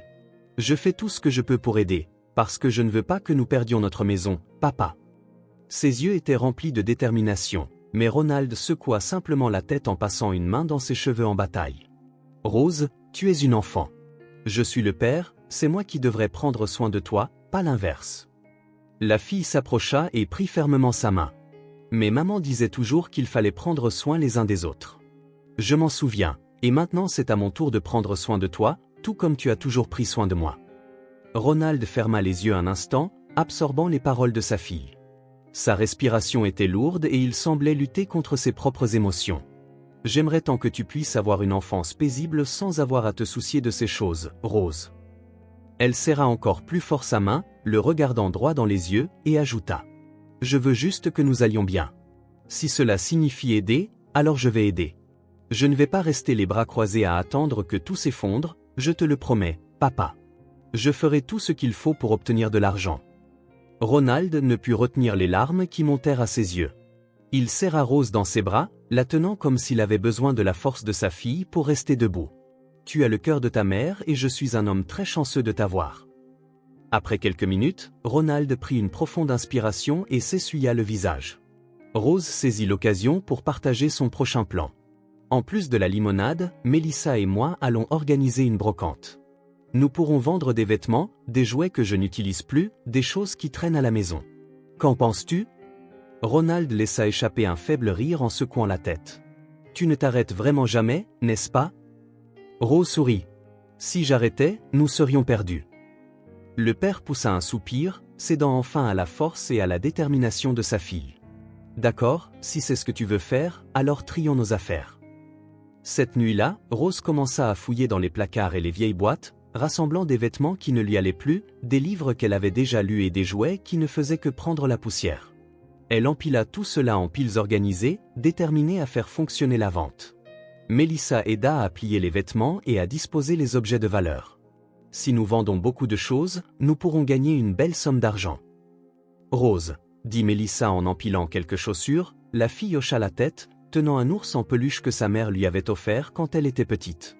Pendant un instant, elle pensa à le garder, mais se souvint alors de ce qui comptait vraiment. Ma maman disait toujours que les choses matérielles n'étaient pas aussi importantes que les personnes, et en ce moment, nous avons besoin d'argent plus que de ces objets qui traînent. Mélissa la regarda un instant avant de sourire. Tu es une fille incroyable, Rose, ta maman serait si fière de toi. La fille sourit, mais son regard était lointain. J'aimerais tant qu'elle soit là pour nous aider à traverser cela, mais je sais qu'elle me guide d'une certaine manière, je peux le sentir. Les premières heures du matin approchaient, mais Rose ne voulait pas s'arrêter.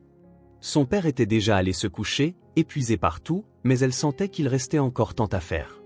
Elle prit quelques affaires de sa mère et en examina chacune. Elle lui manquait, mais elle savait qu'en ce moment, la chose la plus importante était de s'assurer que son père ne s'effondre pas. Elle prit une profonde inspiration et se tourna vers Mélissa.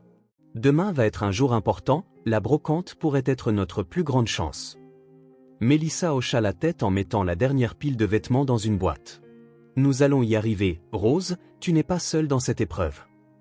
La fille regarda tout ce qu'elles avaient mis de côté et sentit un poids dans sa poitrine, mais en même temps, une flamme d'espoir s'alluma. Au fond d'elle, il lui suffisait de croire et de donner le meilleur d'elle-même, nous avons encore le temps.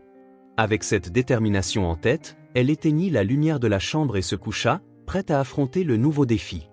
Demain serait un grand jour et elle ne pouvait pas échouer. Le soleil venait à peine de se lever quand Rose sauta du lit, l'anxiété vibrant en elle comme un tambour effréné. La vente de garage commencerait dans quelques heures et elle voulait s'assurer que tout soit parfait. Elle regarda autour de la pièce et vit les cartons remplis de vêtements, de jouets et d'objets qu'elle avait mis de côté la nuit précédente. Elle ressentit une oppression dans sa poitrine en pensant à la signification de certaines de ces choses, mais elle secoua rapidement la tête, repoussant toute hésitation. Si je veux aider mon père, je dois me détacher de ces choses. Ce qui compte, ce n'est pas les objets, mais ce que je peux en faire. Mélissa arriva plus tôt que d'habitude, portant quelques sacs avec d'autres objets qu'il pourrait vendre. Dès qu'elle entra, elle trouva Rose déjà en train d'organiser tout dans le salon. « Bonjour petit monde, on dirait que tu n'as pas beaucoup dormi, hein ?» Rose sourit, bien que les signes d'épuisement fussent visibles dans ses yeux. « Je ne pouvais m'empêcher de penser à tout ce que nous devons vendre aujourd'hui. Si nous pouvons gagner un peu d'argent, peut-être pourrons-nous payer au moins une partie du loyer en retard. » Toutes deux commencèrent à porter des cartons dans la cour avant, où elles avaient installé quelques tables de fortune. Elles organisèrent les objets par catégorie, vêtements d'un côté, jouets de l'autre, articles ménagers et livres dans une section séparée. Mélissa regarda le tout d'un air approbateur. Ça commence à ressembler à un vrai bazar, si on a de la chance, les gens achèteront beaucoup. Rose prit une profonde inspiration et redressa l'un des panneaux qu'elles avaient fabriqués la nuit précédente, sur lequel il était inscrit « Vente spéciale, tous les articles à bas prix, pour aider une famille dans le besoin ». Le temps passa et bientôt les premières personnes commencèrent à arriver. Des voisins curieux s'arrêtèrent pour voir ce qui était vendu, quelques mères amenèrent leurs petits pour choisir des jouets et même des inconnus, ayant vu l'affiche dans la rue, s'approchèrent pour jeter un coup d'œil. Rose et Mélissa accueillirent chacun avec un sourire, expliquant les prix et encourageant les gens à prendre davantage d'objets. Une femme prit un ensemble de casseroles et l'examina avec intérêt. « Elles sont encore en très bon état. À combien les vendez-vous » répondit rapidement Rose. « Nous acceptons toute valeur équitable. Si vous pouvez payer un peu plus, cela aidera vraiment ma famille. » La femme sourit et sortit quelques billets de son sac à main. « Je les prends, et comment pourrais-je dire non à une fille aussi travailleuse ?»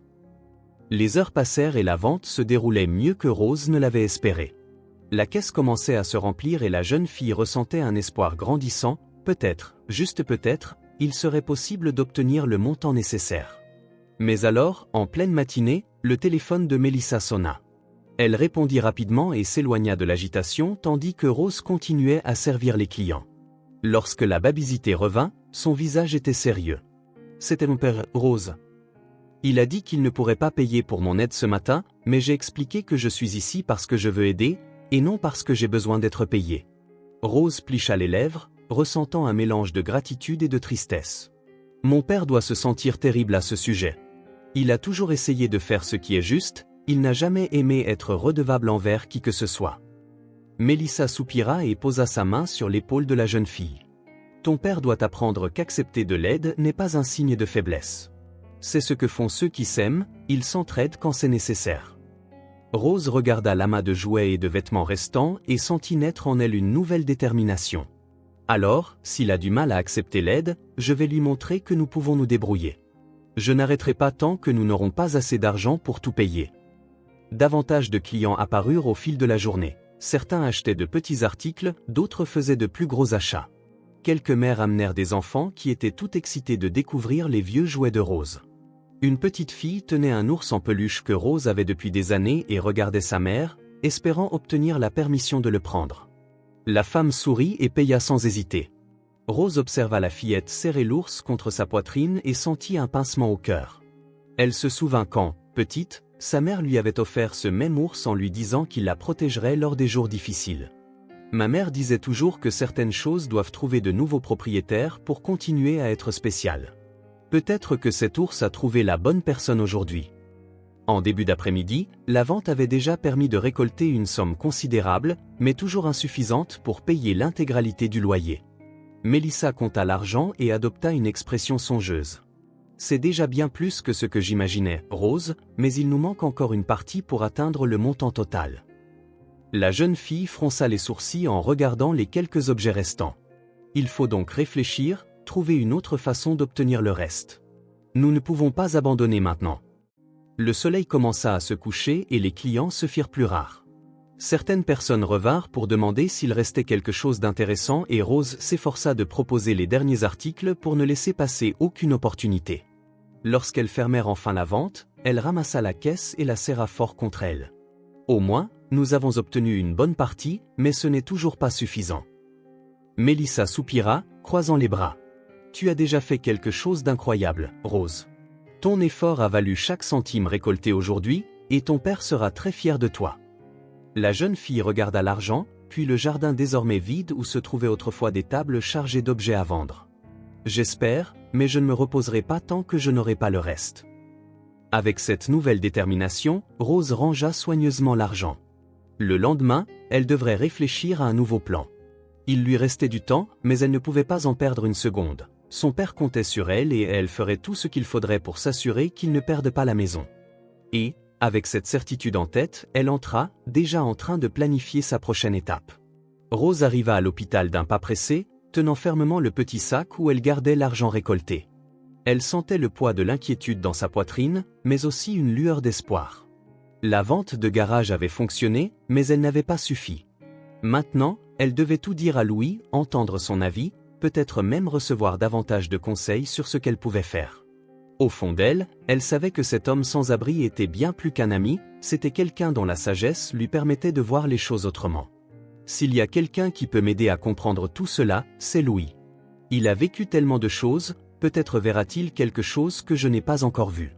Dès qu'elle pénétra dans la chambre, elle trouva Louis, adossé au lit, le regard perdu par la fenêtre. Le vieil homme semblait plus faible qu'hier, mais lorsqu'il la vit, il lui offrit un sourire sincère. « Ah, ma petite entrepreneuse est de retour.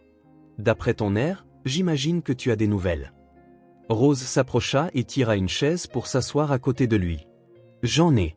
Nous avons fait la vente de garage et récolté une bonne somme, mais ce n'était toujours pas assez.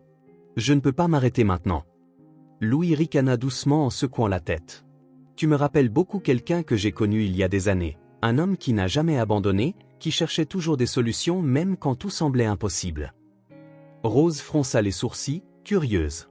Qui était-il? Louis détourna le regard, pensif.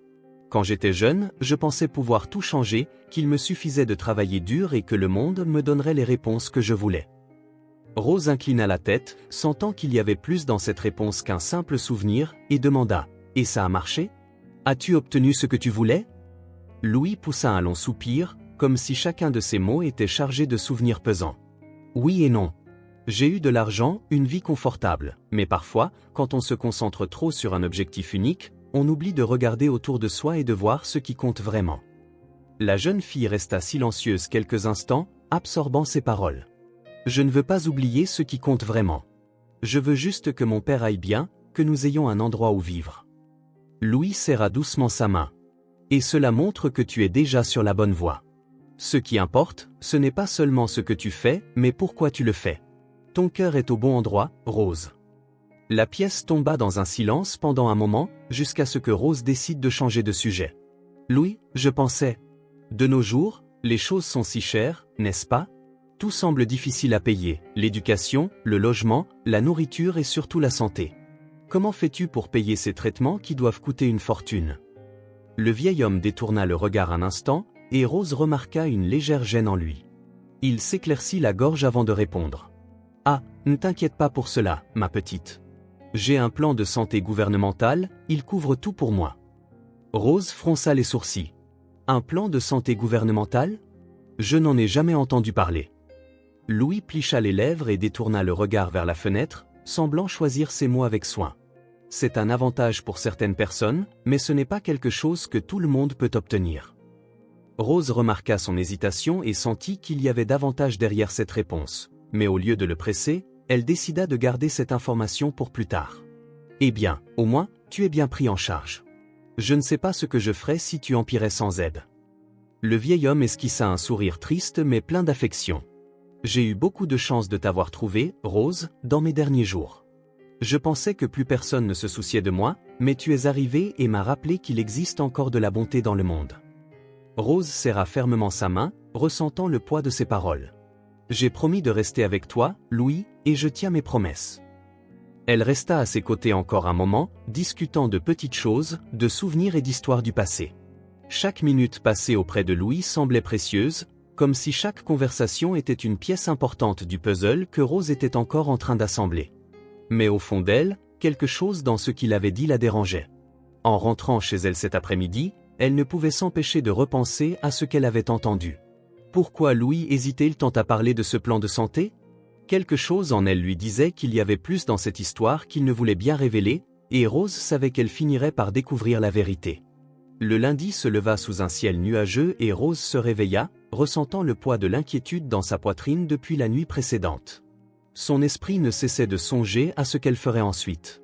L'argent était là, soigneusement économisé, et elle savait qu'elle pourrait soulager un peu la douleur de son père en lui annonçant qu'ils avaient enfin assez pour payer le loyer. Mais en même temps, l'anxiété envahissait ses pensées. Ce n'était pas seulement l'argent qui comptait, elle voulait voir Louis, lui dire que ses conseils avaient fait toute la différence, qu'il contribuait à changer sa vie. Il doit savoir que son idée n'a pas été vaine, qu'il compte encore et qu'il fait une différence dans le monde. À l'école, Rose essayait de se concentrer en classe, mais son esprit était ailleurs. Elle regardait l'horloge chaque minute, comptant le temps jusqu'à la récréation. Lorsque la cloche sonna enfin, elle se précipita dans un coin de la cour de l'école et ouvrit son sac à dos, retirant délicatement l'enveloppe. Elle s'assit à l'ombre d'un arbre et commença à compter soigneusement les billets, son cœur battant à chaque chiffre ajouté. Lorsqu'elle eut terminé, elle ressentit un frisson dans son estomac. « J'y suis arrivée. Après tant d'efforts, nous avons l'argent. Mon père n'aura plus à s'inquiéter, du moins pour l'instant. » Elle referma précautionneusement l'enveloppe et la serra contre sa poitrine. C'était un soulagement de savoir que le loyer pourrait être payé, qu'au moins un problème était résolu, mais ses pensées étaient encore tournées vers Louis. Elle voulait le voir, lui raconter tout, et admirer ce sourire sincère qu'il lui offrait toujours. Sera-t-il fier de moi? Sera-t-il heureux de savoir qu'il a réussi à m'aider? Lorsque le dernier cours prit fin, Rose se précipita hors de l'école et trouva Mélissa qui l'attendait dans la voiture. Dès qu'elle monta, elle regarda la nounou avec des yeux brillants d'excitation. « Nous y sommes arrivés, Mélissa, l'argent, nous avons assez pour payer le loyer. » Mélissa regarda la jeune fille dans le rétroviseur, surprise et fière. « C'est incroyable, Rose, ton père sera si heureux quand il apprendra que tu as accompli quelque chose de vraiment formidable. » Rose sourit, mais son esprit restait ailleurs. « Je veux d'abord en parler à Louis. Il doit savoir que ses conseils ont été essentiels à tout cela. » Mélissa hocha la tête et conduisit en direction de l'hôpital. Le chemin semblait plus long que d'habitude. Rose tambourinait du doigt sur ses genoux, anxieuse de retrouver son amie, mais dès leur arrivée sur le parking de l'hôpital, quelque chose semblait anormal. Rose remarqua une atmosphère différente. Le hall était plus animé que d'habitude, le personnel paraissait plus tendu. Son cœur s'emballa, un mauvais pressentiment se formant en elle. Elle courut vers la réception et s'appuya sur le comptoir. « Je veux voir Monsieur Louis, je suis venu lui rendre visite. » La réceptionniste leva les yeux, aussitôt, son expression fit chavirer l'estomac de Rose. La femme hésita un instant avant de pousser un soupir et de parler d'un ton doux. « Cher, Monsieur Louis a dû subir une chirurgie d'urgence la nuit dernière, il est aux soins intensifs maintenant. » Rose sentit le monde tourner autour d'elle. « Une chirurgie? Mais il allait si bien hier. Sa voix sortit tremblante, chargée de désespoir. La réceptionniste secoua tristement la tête. Il n'a pas seulement le cancer, ma chère, son corps est plus faible qu'il n'en avait l'air. D'autres complications sont survenues, et les médecins ont fait de leur mieux pour le stabiliser, mais son temps s'écoule plus vite que prévu. La jeune fille sentit ses jambes se dérober, elle dut s'agripper au comptoir pour ne pas tomber. Sa poitrine se serra, comme si quelque chose la comprimait fortement, sa respiration devint courte et rapide, et une boule se forma dans sa gorge. J'aurais dû venir plus tôt. J'aurais dû rester plus longtemps avec lui hier, peut-être aurais-je pu faire quelque chose. Mélissa remarqua que Rose était sur le point de pleurer et s'agenouilla à côté d'elle, lui tenant fermement les épaules. « Écoute, Rose, ce n'est pas de ta faute.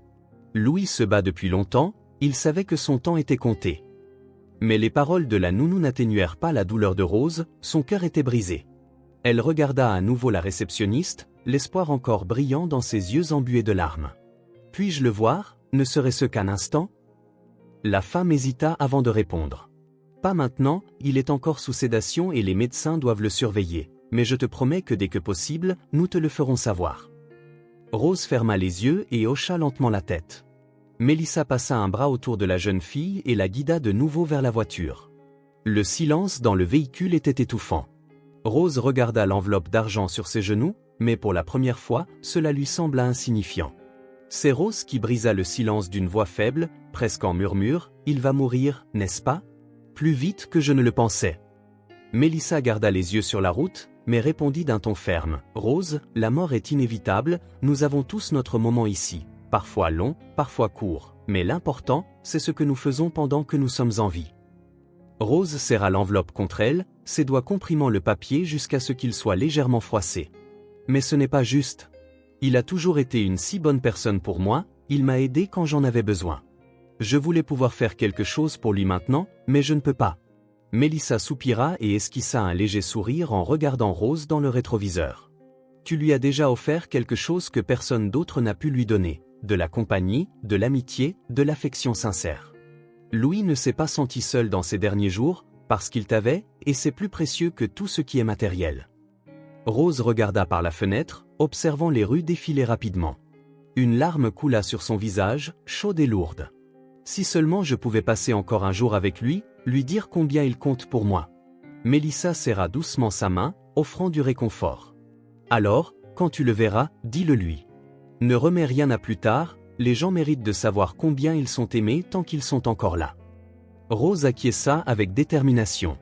Dès qu'elle en aurait l'occasion, elle dirait tout à Louis, elle ne voulait plus garder de mots enfermés en elle, car certaines choses devaient être dites avant qu'il ne soit trop tard.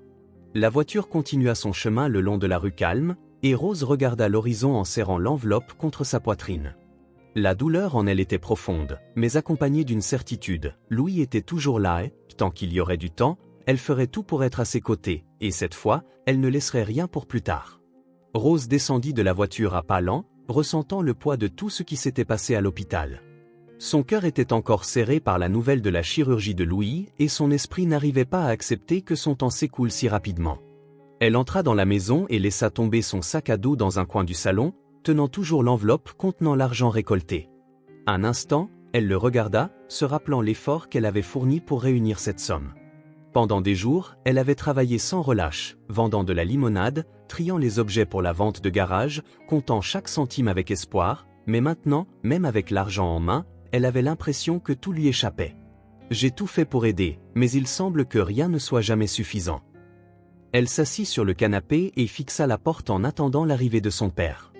Elle savait qu'il viendrait, épuisé comme toujours après une longue journée de travail à son second emploi, et pourtant, elle devait lui dire qu'ils avaient enfin l'argent pour le loyer. Peut-être, ne serait-ce qu'un instant, pourrait-il ressentir un peu de répit, peut-être cela lui apporterait-il un peu de paix. Je dois juste lui dire qu'il n'est pas seul dans cette épreuve. La porte s'ouvrit lentement et Ronald entra, le corps courbé par la fatigue, le visage marqué par de profondes ombres. Il enleva ses chaussures et jeta son sac de travail dans un coin, passant une main dans ses cheveux en bataille, avant de remarquer enfin sa fille qui l'attendait. Rose se leva précipitamment, tenant l'enveloppe entre ses doigts. « Papa, on l'a fait. J'ai réussi à rassembler tout l'argent, le loyer est là. » Ronald cligna plusieurs fois des yeux, essayant d'assimiler ce que sa fille venait de dire. Il regarda l'enveloppe dans ses mains. Pendant un instant, son expression sembla se radoucir, mais ensuite il poussa un long soupir, détournant le regard et se frottant le visage avec ses mains. « Rose, il faut que je te dise quelque chose. » La jeune fille fronça les sourcils, ressentant un étrange frisson parcourir son corps. Quelque chose dans la voix de son père la fit serrer encore plus l'enveloppe. « Qu'est-ce qu'il y a, papa ? Nous avons l'argent, nous pouvons tout payer maintenant. » Il la regarda, les yeux chargés de tristesse et de culpabilité. « Le propriétaire de la maison a envoyé un nouvel avis aujourd'hui, nous avons 3 jours pour partir, Rose.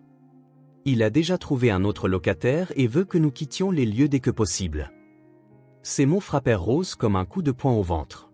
Elle se sentit figée, sa respiration bloquée, comme si le sol avait disparu sous ses pieds. « Quoi ? Mais cela n'a aucun sens, nous avons l'argent maintenant, nous pouvons payer. » Ronald secoua lentement la tête, le visage empreint d'un désespoir contenu. Il ne s'agit pas seulement de l'argent. Il y a déjà quelqu'un d'autre prêt à payer plus. Nous ne sommes plus une priorité pour lui. La jeune fille sentit un nœud se former dans sa poitrine, ses yeux se remplirent de larmes. Tout cet effort, toute sa lutte pour réunir l'argent, et au final, rien n'avait compté. Tout ce que j'ai fait a été vain. Ronald s'approcha rapidement d'elle, lui saisissant fermement les épaules. Non, Rose, ce n'est pas vain. Tu as fait quelque chose d'incroyable, tu as accompli quelque chose que je n'aurais jamais imaginé possible, mais cette situation nous échappe. Rose baissa la tête, serrant encore plus fort l'enveloppe, comme pour retenir la réalité. Je voulais juste aider, je voulais juste qu'on ait une chance. Ronald soupira et la serra dans ses bras. Elle sentit la chaleur de son père, mais l'impression d'impuissance persistait. On va trouver une solution, Rose, comme toujours. Je ne laisserai rien nous arriver. La jeune fille prit une profonde inspiration, luttant contre ses larmes. Et qu'est-ce qu'on va faire maintenant ? Où allons-nous ? Son père resta silencieux un moment, comme s'il cherchait une réponse. Je ne sais pas encore, mais je ne veux pas que tu t'inquiètes pour ça maintenant. Garde cet argent, utilise-le pour quelque chose d'important pour toi ou conserve-le en sécurité, nous trouverons une solution. Rose voulut protester, insister pour que l'argent serve à essayer de les faire rester, mais en regardant son père, elle se rendit compte qu'il était au bout de ses forces, qu'il ne pouvait supporter davantage de poids sur ses épaules. Alors elle prit une profonde inspiration et hocha la tête, rangeant l'enveloppe dans son sac à dos, sans savoir ce qu'elle ferait ensuite. Une chose était sûre, elle n'abandonnerait pas la lutte, pas maintenant, pas après être allée aussi loin. Je n'arrêterai pas, il y a encore quelque chose que je peux faire, il faut juste que je trouve la bonne voie. Alors que son père s'asseyait sur le canapé, se frottant le visage fatigué, Rose monta à l'étage et ferma la porte, retenant ses larmes. Elle avait besoin de réfléchir, d'élaborer un plan, et au fond d'elle, elle sentait que la réponse à tout cela se trouvait encore chez Louis, car il n'avait pas tout révélé, et elle était déterminée à découvrir ce qu'il cachait. Le lendemain, avant même que son réveil ne sonne, Rose se réveilla, son sommeil fragmenté par l'inquiétude. Dès qu'elle ouvrit les yeux, la réalité la frappa durement, ils avaient 3 jours pour quitter la maison où elle avait grandi, où chaque recoin portait le souvenir de sa mère, où, si simple que soit cet endroit, c'était toujours son foyer. Elle regarda autour de la chambre et ressentit une douleur dans la poitrine en réalisant qu'elle devrait commencer à tout emballer dans des cartons. Son père dormait encore dans la pièce voisine, épuisé par le travail, et elle savait qu'il essaierait de dissimuler sa frustration comme il le faisait toujours. « J'aimerais pouvoir faire quelque chose, j'aimerais avoir plus de temps, mais il semble que je cours toujours après quelque chose que je n'arrive jamais à attraper. » Soupira-t-elle. Elle se leva et commença à plier quelques vêtements, les rangeant soigneusement dans une valise. Son cœur se serrait à chaque pièce qu'elle pliait, comme si elle enterrait de petites parts de sa vie. Elle attrapa un cadre photo contenant une image de sa mère et passa ses doigts sur le verre, ressentant une boule dans sa gorge. Si maman était là, elle saurait quoi faire, elle avait toujours une solution pour tout. Le bruit de son téléphone la sortit de ses pensées. Elle regarda l'écran et vit le nom de Mélissa. Son cœur s'emballa et elle répondit rapidement, s'attendant déjà à de mauvaises nouvelles. « Mélissa, quoi de neuf ? Tout va bien ?» La voix hésitante de la nounou se fit entendre. « Rose, l'hôpital a envoyé un message, Louis n'est plus en danger, tu peux lui rendre visite aujourd'hui. » La jeune fille resta un instant figée, posant sa valise de côté. La nouvelle la submergea d'un mélange de soulagement et de confusion. Plus en danger ? Mais hier, il était si malade. Comment cela se fait-il ? Mélissa soupira. Les médecins ont réussi à le stabiliser, mais il reste encore très faible. Si tu veux le voir, je pense que tu devrais y aller aujourd'hui. Rose hocha rapidement la tête, même si elle savait que la nounou ne pouvait pas la voir. J'irai, mais d'abord, je veux lui acheter quelque chose. Elle savait exactement ce qu'elle voulait faire. Louis avait été un ami pour elle ces derniers temps, une présence qui, même au cœur de la douleur, apportait sagesse et réconfort, et elle voulait lui montrer cela d'une certaine manière. Elle descendit discrètement, essayant de ne pas réveiller son père, et prit l'enveloppe d'argent qu'elle gardait dans son sac à dos. Elle passa ses doigts sur l'enveloppe, réfléchissant un instant. Je pourrais utiliser une partie de cet argent pour lui acheter quelque chose de spécial, quelque chose qui montre combien il compte pour moi. Je sais que cet argent est destiné au loyer, mais j'en ai besoin, il le mérite. Dès qu'elle quitta la maison, l'air frais du matin la fit frissonner. Elle se dirigea vers la boutique de fleurs la plus proche, sentant son cœur battre plus fort à l'entrée. Elle fut enveloppée par le parfum doux des fleurs qui emplissait l'atmosphère. Elle regarda autour d'elle, examinant les différents types, cherchant quelque chose qui conviendrait à Louis. Les roses rouges lui semblaient trop fortes, les lys blancs lui rappelaient des adieux, mais soudain ses yeux se posèrent sur un petit bouquet de tournesol. Elle s'approcha et effleura délicatement les pétales jaunes vifs. Les tournesols se tournaient toujours vers la lumière du soleil, cherchant l'espoir même dans les moments les plus sombres. C'est exactement comme Louis, quelqu'un qui, malgré tout, ne se laisse jamais consumer par l'obscurité. Ces fleurs sont comme lui, face à tout, il n'abandonne jamais complètement. La vendeuse sourit en la voyant observer les tournesols. Ce sont des fleurs d'espoir, vous savez, elles représentent la force et la loyauté.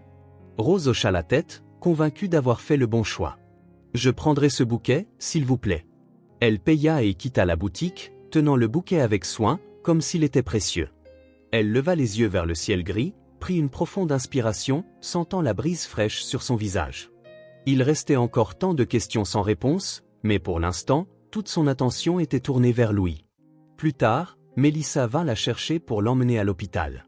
En chemin, Rose serra le bouquet de tournesol sur ses genoux, les serrant doucement, comme s'ils étaient la seule chose qui la maintenait stable. À leur arrivée, elle se précipita dans les escaliers, le cœur battant la chamade. Il faut qu'il voie ces fleurs, qu'il sache que je tiens à lui. En entrant dans la chambre, elle trouva Louis éveillé, appuyé sur des oreillers. Il paraissait encore plus fragile qu'avant, mais lorsqu'il la vit, un sourire fatigué se dessina sur ses lèvres. « Ma petite Rose, je t'attendais. » Rose s'approcha et plaça le bouquet près du lit. « Je t'ai apporté des fleurs, je pensais que cela te plairait. » Louis observa les tournesols et ricana doucement. « Des tournesols, hein ? Tu sais, c'étaient les fleurs préférées de ma mère. » Les yeux de Rose s'écarquillèrent de surprise. « Vraiment ? Je les ai choisis parce que je pensais qu'elles te correspondaient. » Le vieil homme hocha la tête en caressant délicatement les pétales. « Elles te correspondent, car les tournesols ne cessent jamais de chercher la lumière, peu importe l'obscurité de la journée. » Rose sourit, persuadée d'avoir fait le bon choix. Elle s'assit à côté du lit et prit sa main, sentant la froideur et la fragilité de sa peau sous ses doigts. « Je suis tellement heureuse que tu ne sois plus en danger, Louis, j'avais si peur de te perdre. » Son sourire s'atténua quelque peu et ses yeux se perdirent dans le vague. « En danger ? Non, ma chère, je ne pars pas. J'ai simplement un peu plus de temps que je ne l'avais espéré. » Rose fronça les sourcils, confuse. « Mais l'opération s'est bien passée, tu es éveillée, comment peux-tu dire cela ? » Louis la regarda avec une immense tendresse. « L'opération s'est bien passée, mais je n'étais pas censé être ici. J'étais supposé partir pendant l'intervention, quelque chose m'a retenu, et je pense que c'était toi. » Rose sentit un frisson la parcourir. « Toi ? » Louis hocha lentement la tête. « Tu m'as donné quelque chose que je ne pensais plus retrouver, de la compagnie, une gentillesse authentique, quelqu'un qui se soucie de moi sans rien attendre en retour. Cela m'a donné la force de continuer un peu plus longtemps. » Rose avala. Des larmes chargées d'émotion menaçaient de couler. « Tant que tu es encore là, je ne te quitterai pas, je ne te laisserai pas te sentir seul, tu le mérites. » L'homme âgé sourit, ferma les yeux un instant, puis ajouta, « Continue à m'apporter des tournesols jusqu'à mon dernier jour. » Rose serra plus fort sa main, elle ne le laisserait pas partir sans qu'il sache à quel point il était important, et elle ferait tout pour rendre ces jours aussi spéciaux que possible. Le silence planait entre eux pendant quelques instants. Alors que Rose serrait doucement la main froide de Louis, elle ressentait sa fragilité, sa vie s'écoulant lentement comme le sable d'un sablier sur le point de s'épuiser. Le regard de l'homme âgé était calme, presque résigné, mais portait aussi une tonalité d'adieu. « La jeune fille sentit une boule se former dans sa gorge, refusant d'accepter la réalité qu'il tentait de lui imposer. Tu parles toujours comme si tout touchait à sa fin, mais tu es encore là, nous avons encore du temps. Je veux continuer à venir chaque jour, je veux continuer à écouter tes histoires, je veux continuer à t'apporter des tournesols. Alors, s'il te plaît, ne parle pas comme si tu étais déjà parti. Lou sourit légèrement, ses yeux fatigués se posant sur les tournesols à côté du lit, sa respiration faible mais sa voix conservant toute sa tendresse habituelle. Ah, ma fille, si seulement je pouvais te promettre cela, si seulement je pouvais t'assurer que nous aurons encore de nombreux jours ensemble, mais je ne peux pas, le temps ne m'appartient plus.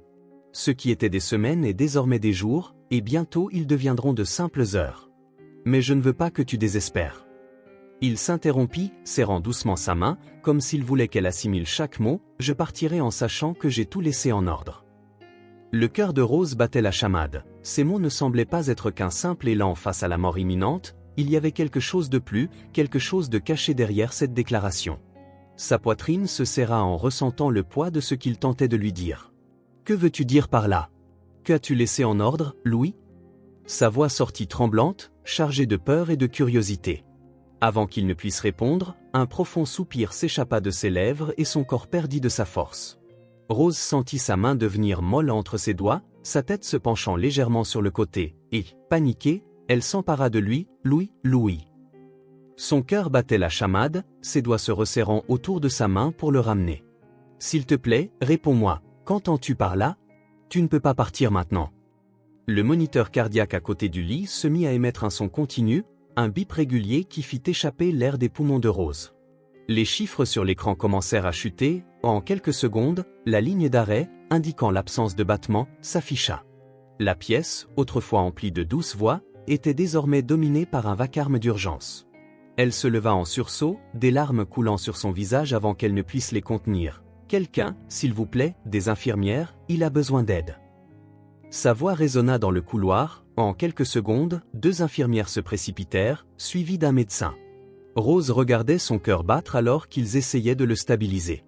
Elle voulait crier, vouloir qu'il revienne, qu'il reste ici. Les professionnels poursuivaient leurs interventions, mais les minutes semblaient une éternité. La pièce, autrefois silencieuse, était emplie de tension. L'un des médecins, échangeant un regard avec l'équipe, déclara « Nous avons fait tout ce que nous pouvions ». La pièce resta silencieuse pendant que les médecins tentaient d'inverser la situation. Rose pouvait à peine respirer, son corps tremblait. Les professionnels échangèrent des regards jusqu'à ce que l'un d'eux soupire profondément en posant une main sur l'épaule de Rose « Je suis tellement désolé ». Elle sentit ces mots lui frapper la poitrine tel un poids écrasant, et les larmes affluèrent avant qu'elle ne puisse les retenir. Rose sentit la force quitter son corps, un vide grandissait en elle et la réalité semblait floue. Mélissa la serra fermement, l'attirant près d'elle tout en murmurant des mots que Rose parvint à peine à entendre. « Je suis là, ma chère. » Le monde semblait tourner trop lentement et tout ce qu'il restait était un sentiment de perte difficile à comprendre. La voix de la nourrice semblait lointaine, comme si elle se trouvait dans un autre monde, mais Rose s'accrocha à elle, sentant que sinon elle s'effondrerait sur le champ. Elle regarda le lit, voyant Lou là, immobile, les yeux clos, l'expression paisible comme s'il ne faisait que dormir. Mais ce n'était pas le cas, il n'ouvrirait plus jamais les yeux, ne raconterait plus jamais ses histoires, ne lui sourirait plus jamais. Le vide envahit sa poitrine et son esprit se mit à répéter ces derniers mots, « Je partirai en sachant que j'ai tout laissé en ordre. » Que voulait-il dire par là? Qu'est-ce qui avait été réglé? Le voyage de retour fut silencieux. Rose ne pouvait pas parler, elle se contentait de fixer la fenêtre en regardant les lumières de la ville défiler rapidement, tandis que son cœur tentait encore de comprendre la perte. Le monde semblait continuer de tourner, indifférent au fait que quelqu'un d'aussi important pour elle fût parti. Comment les gens peuvent-ils continuer leur vie comme si de rien n'était? Il est parti et je n'ai même pas eu la chance de comprendre ce qu'il voulait me dire avant de partir. Lorsqu'ils arrivèrent à la maison, Rose sentit un poids encore plus lourd dans sa poitrine. Son père était dans le salon, assis sur le canapé, la tête baissée. Dès qu'il la vit, il se leva, l'air inquiet. « Ma fille, comment va-t-il » La jeune fille s'arrêta au milieu de la pièce, tenant son sac à dos contre sa poitrine comme un bouclier. Elle avala difficilement avant de murmurer « Il est mort ». Le silence qui suivit était accablant. Ronald passa sa main sur son visage, laissant échapper un long soupir. Il s'approcha et prit doucement les épaules de sa fille. « Je suis désolé, Rose, je sais combien il comptait pour toi. » Elle ferma les yeux, sentant d'autres larmes monter. Ces derniers mots, il avait dit qu'il avait tout laissé en ordre. Mais qu'est-ce que cela signifiait? Que voulait-il dire? Mélissa et Ronald échangèrent des regards perplexes. La nourrice fronça les sourcils. Il avait dit cela avant de s'évanouir. Rose hocha la tête en serrant les lèvres. « Oui, et je ne sais pas ce qu'il voulait dire par là, cela n'a pas de sens. » Ton père, en passant sa main dans ses cheveux, ajouta. Peut-être voulait-il simplement dire qu'il était en paix, qu'il n'avait aucun regret. Mais Rose savait que ce n'était pas tout, il y avait quelque chose de plus, quelque chose qu'elle ne parvenait toujours pas à percevoir, et l'idée de ne jamais le découvrir faisait encore plus mal à sa poitrine. Cette nuit-là, alors qu'elle était allongée dans son lit, fixant le plafond sombre de la pièce, Rose ne pouvait chasser de son esprit les pensées de Louis. Elle rejouait ces derniers mots, son expression sereine avant de perdre connaissance. « Je partirai en sachant que j'ai tout laissé en ordre. » Si, en effet, il avait laissé quelque chose de réglé, pourquoi personne ne semblait-il savoir ce que c'était? Elle se tourna sur le côté et serra l'oreiller contre elle, sentant les larmes mouiller la tête. Au fond d'elle, elle savait que la réponse viendrait, qu'une manière ou d'une autre, ce que Louis voulait dire finirait par être révélé. Aussi douloureux que cela fût, le lendemain, elle devrait l'affronter une dernière fois. Le jour se leva lourd, enveloppé dans un ciel grisâtre qui semblait refléter exactement ce que Rose ressentait à l'intérieur. Le petit déjeuner restait intact sur la table et le silence dans la maison n'était brisé que par le bruit des couverts que Mélissa tentait de ranger pour la distraire. Ronald regardait sa fille en silence, comprenant que rien de ce qu'il disait ne pourrait alléger la douleur de cet adieu. Rose tenait simplement le petit bouquet de tournesol, les mêmes qu'elle avait apportés à Louis lorsqu'il était encore en vie, symbolisant désormais le dernier hommage qu'elle pouvait lui rendre. Je n'aurais jamais pensé devoir dire adieu à quelqu'un d'aussi important de cette manière. Cela semble injuste, inéquitable. Il aurait dû avoir plus de temps, il aurait dû avoir une vie meilleure. Le trajet vers le deuil se fit sans un mot, seul le bruit du moteur de la voiture comblant l'espace entre eux. À leur arrivée à l'église, Rose vit que certaines personnes étaient déjà présentes, certaines en deuil véritable, d'autres simplement accompagnant des proches qui pleuraient un autre défunt partageant le même espace. Le cercueil de Louis se trouvait au centre de la pièce, simple, sans fleurs autour, sans photographie racontant l'histoire de sa vie. Cela brisait le cœur de la jeune fille, il méritait mieux que cela, il semblait comme s'il n'avait jamais existé pour le monde. S'il n'y avait pas eu ma présence, il serait parti sans que personne ne s'en soucie. Les jambes lourdes, elle s'approcha du cercueil, les mains tremblantes, déposa les tournesols sur le bois froid. Ses yeux brûlaient, mais elle ne voulait pas pleurer là, pas devant des inconnus. Elle prit une profonde inspiration, sentant le poids de la tristesse se transformer en quelque chose de plus fort en elle, le besoin de parler, de faire savoir à tous qui était Louis, même si personne ne le connaissait. Sa voix résonna dans la pièce et quelques regards curieux se tournèrent vers elle. Son père et Mélissa la regardaient en silence, respectant ce moment qui n'appartenait qu'à elle et à celui qui était parti. Rose continua, les mains retombant à ses côtés alors qu'elle tentait de garder le contrôle de ses émotions. J'ai rencontré Louis quand je m'y attendais le moins. Il était seul, malade, sans personne pour l'aider, mais malgré cela, il ne s'est jamais plaint, jamais révolté contre le monde. Au contraire, il m'a appris ce que signifie véritablement la générosité. Même sans rien posséder, il m'a enseigné que la richesse ne réside pas dans ce que nous possédons, mais dans ce que nous laissons aux autres. Et maintenant, il est parti, mais il a laissé quelque chose. Je ne sais pas exactement quoi, mais il a dit être parti en ayant tout réglé. J'aurais juste souhaité qu'il ait eu plus de temps pour me l'expliquer. Elle baissa la tête, laissant l'émotion envahir son corps. Elle ferma les yeux un instant et sentit une main se poser doucement sur son épaule. C'était Ronald. Il ne dit rien, se contentant de la tenir, montrant ainsi qu'il était à ses côtés.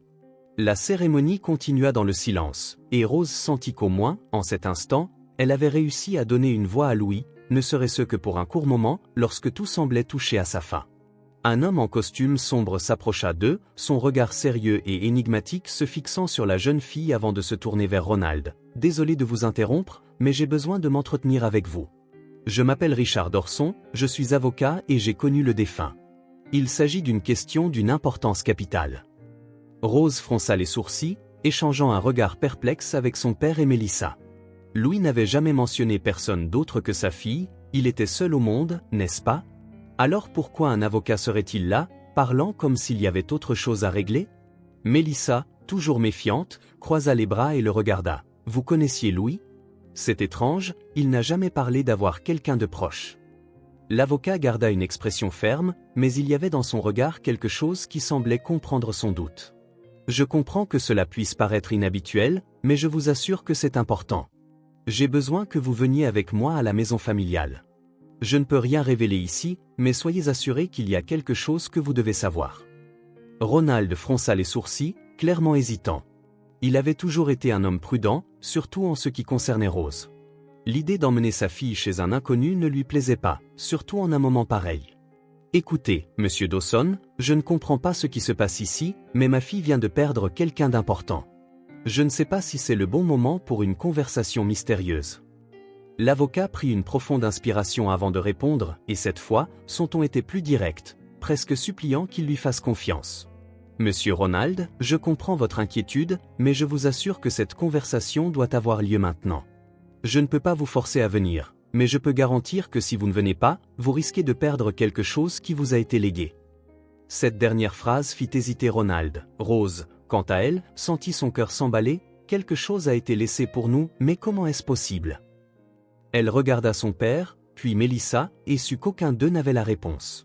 Pourtant, en elle, un instinct criait que cela était directement lié à ce que Louis avait essayé de lui dire avant de s'évanouir: « Je partirai en sachant que j'ai tout laissé en ordre. » Elle avala difficilement, serrant fermement les bretelles de son sac à dos et regardant son père avec détermination. « Je veux y aller, papa, j'ai besoin de savoir ce que c'est.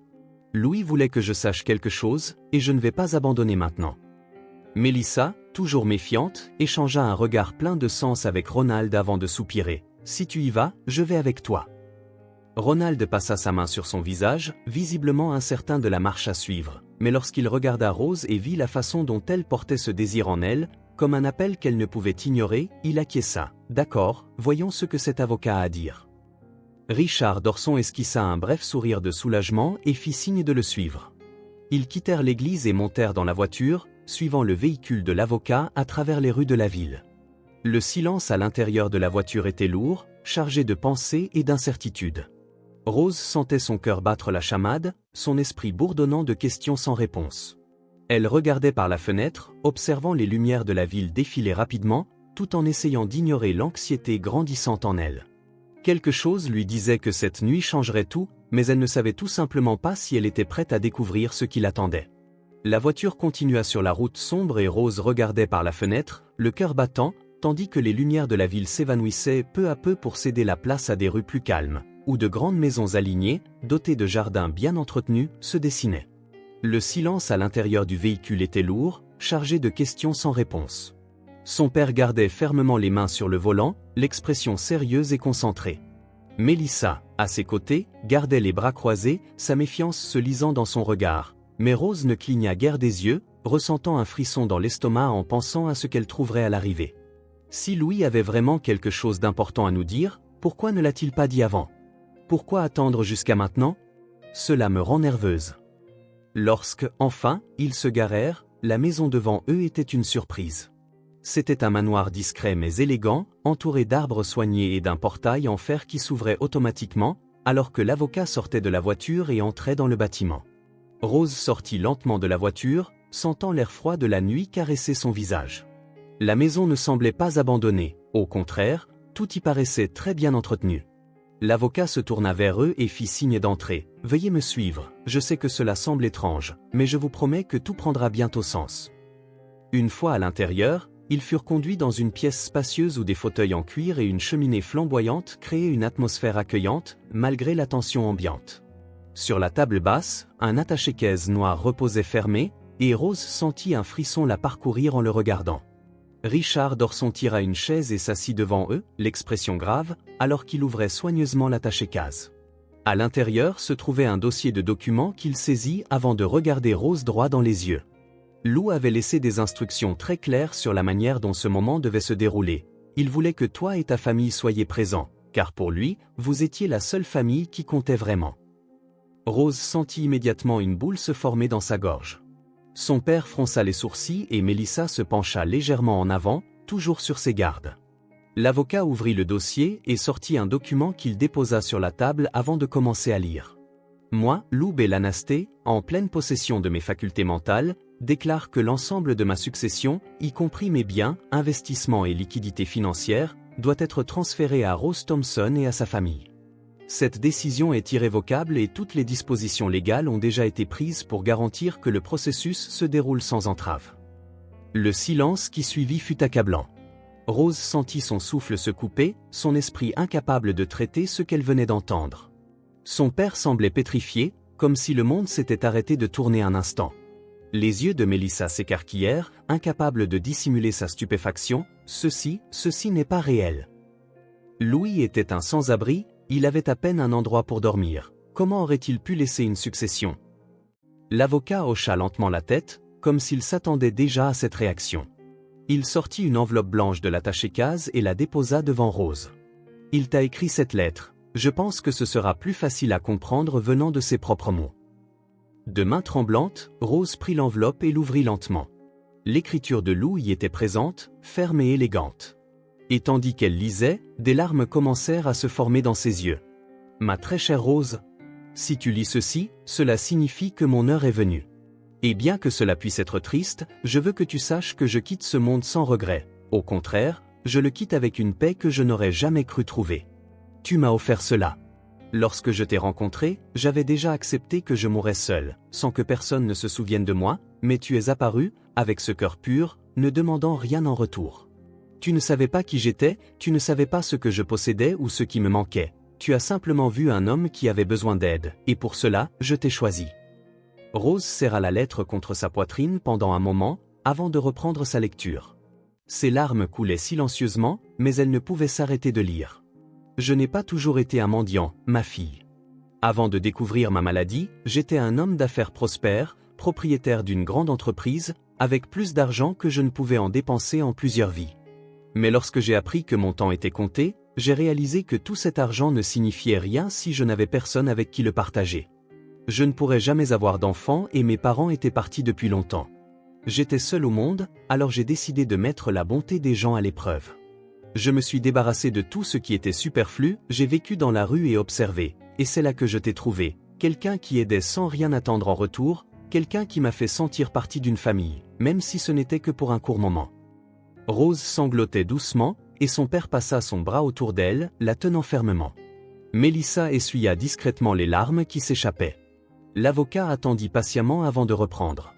Louis a vendu son entreprise, ses biens, et a consolidé toute sa fortune pour s'assurer que l'argent soit transféré à toi et à ton père. Il s'agit de millions de dollars et tout a été traité, l'argent sera déposé sur ton compte aujourd'hui. L'impact de ces mots frappa Rose comme un choc. Son père passa sa main sur son visage, clairement incrédule face à ce qu'il entendait. « Ceci est de la folie, nous ne pouvons pas accepter cela. » L'avocat referma son attaché-caisse et se pencha légèrement en avant. « Mais c'est déjà décidé, il n'y a aucun moyen de le contester. Lewis s'est assuré que cet argent irait à toi, parce qu'il savait que tu en ferais bon usage. C'était son dernier souhait et il a clairement fait savoir qu'il ne voulait que personne d'autre n'hérite de sa fortune. » Rose regarda ses propres mains, essayant de tout comprendre. Lewis n'était pas simplement un mendiant que son aide avait sauvé, c'était un homme qui avait fait un choix, qui voyait en elle quelque chose que personne d'autre ne pouvait percevoir. Il m'a vu comme la petite fille qu'il n'avait jamais eue. Il m'a choisi, et maintenant il est parti, mais il a laissé quelque chose pour que son histoire continue d'une certaine manière. Les larmes revinrent, et son père, incapable de retenir son émotion, la serra fort dans ses bras. « Nous allons honorer cela, ma fille. Nous nous assurerons que cet argent soit utilisé pour une bonne cause, pour quelque chose dont Louis serait fier. » Melissa les regarda tous les deux et sourit à travers ses larmes. « Louis savait exactement ce qu'il faisait et il t'a choisi parce qu'il savait que tu avais un cœur pur. » L'avocat se leva et reprit son attaché-caisse. « Maintenant que tout est clarifié, mon travail ici est terminé. Si vous avez besoin de quoi que ce soit, je suis à votre disposition. » Mais non, Louis a fait cela parce qu'il croyait en toi. Ils restèrent assis dans le salon longtemps après le départ de Richard.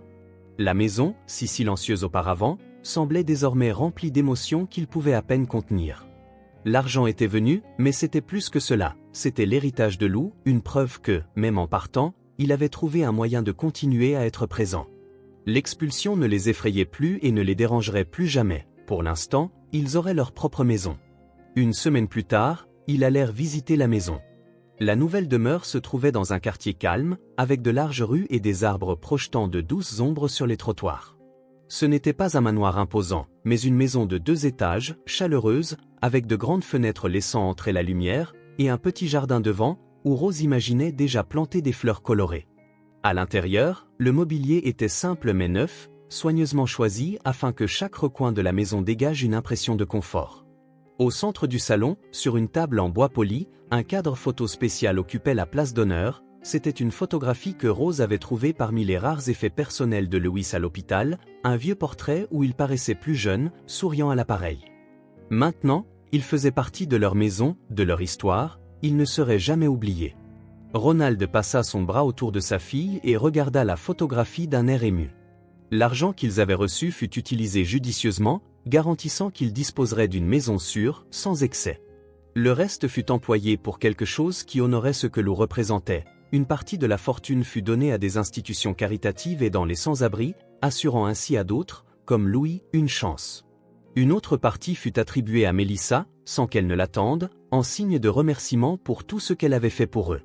Au début, la femme essaya de refuser, mais Ronald insista en tenant fermement ses mains. « Tu as été à nos côtés à chaque moment difficile, tu as fait bien plus que quiconque ne l'aurait fait. Cet argent n'est pas seulement un cadeau, c'est la reconnaissance de tout ce que tu représentes pour nous. » Mélissa porta ses mains à son visage, ému, puis sourit en étreignant à la fois Rose et Ronald. Désormais, avec leurs finances stabilisées et sans avoir à travailler comme avant, Ronald passait plus de temps à la maison, pour la première fois depuis des années, se sentant capable de respirer sans le poids écrasant des soucis financiers. Il se surprit à regarder sa fille avec admiration, voyant comment elle grandissait et mûrissait chaque jour. Rose, quant à elle, semblait de plus en plus déterminée depuis qu'elle avait reçu l'héritage de Louis. Une pensée ne la quittait pas. Comment pouvait-elle transformer ce cadeau en quelque chose d'encore plus grand? Louis a choisi de me faire confiance, il savait que je ne gaspillerais pas ce qu'il m'avait donné.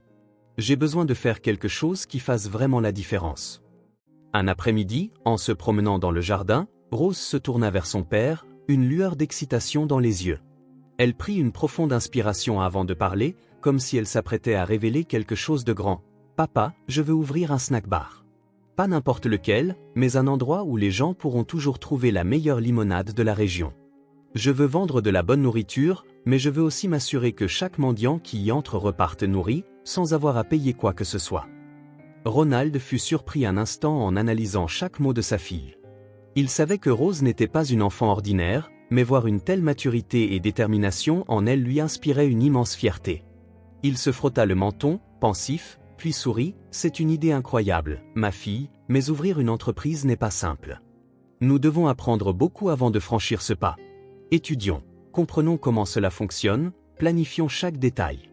Je veux que cela réussisse et je serai à tes côtés pour m'en assurer. » Rose hocha la tête avec enthousiasme, sachant qu'elle bénéficierait du soutien inconditionnel de son père.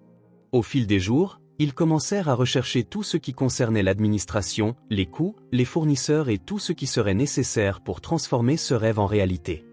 Mélissa, toujours prête à aider, s'impliqua également dans le projet, apportant des idées et des conseils précieux. Elle connaissait déjà bien la dynamique du travail dans le domaine alimentaire, et sa connaissance s'avéra essentielle. Si nous allons le faire, nous le ferons correctement. Nous allons créer un endroit que les gens adoreront, un lieu où chaque client se sentira accueilli. Les semaines passèrent et chaque détail commença à prendre forme. Le nom du snack bar fut choisi avec soin, inspiré par l'héritage de Lou. L'espace fut loué dans une zone animée, avec une décoration qui dégageait à la fois simplicité et convivialité. Ronald s'occupa des aspects bureaucratiques, veillant à ce que tous les documents soient en ordre, tandis que Rose et Mélissa se concentrèrent sur le menu. L'idée principale était toujours la limonade, mais ils décidèrent bientôt d'élargir l'offre pour inclure des sandwichs, des pâtisseries maison et des repas abordables. Je veux que tout le monde puisse venir ici, des personnes ayant de l'argent à dépenser à celles qui n'ont rien dans leur poche. Personne ne repartira d'ici le ventre vide. Le jour de l'inauguration arriva plus vite qu'il ne l'avait prévu, et le cœur de Rose battait fort tandis qu'elle regardait la pancarte être installée au-dessus de la porte. Le rêve né d'une conversation à l'hôpital était désormais réel, et elle ne pouvait dissimuler le sourire qui illuminait son visage. Ronald, à ses côtés, lui serra l'épaule avec affection, sentant qu'il était enfin sur la bonne voie. « Aux côtés de ta fille, tu as transformé la bonté de Lou en quelque chose d'encore plus grand. Il serait très fier de toi. Mélissa ajusta son tablier et regarda les deux avec un regard déterminé. Il est temps de faire en sorte que cela se réalise. Montrons à cette ville qu'une entreprise peut prospérer tout en restant humaine. Les premiers clients commencèrent à arriver, curieux de découvrir le nouvel établissement. Certains étaient des voisins du quartier, d'autres passaient simplement dans la rue et furent attirés par l'irrésistible arôme du pain et des pâtisseries provenant de la cuisine. Mais parmi les premiers visiteurs, un homme vêtu de haillons et au regard las s'approcha de la porte, hésitant. Rose le vit en premier et se précipita immédiatement vers lui, avec un sourire chaleureux. « Entrez, s'il vous plaît, ici, personne ne repart affamé. » L'homme entra lentement, comme s'il avait du mal à croire ce qui se passait. Il s'installa à l'une des tables et se vit bientôt servir une assiette chaude devant lui, accompagnée d'un verre frais de la fameuse limonade de la maison.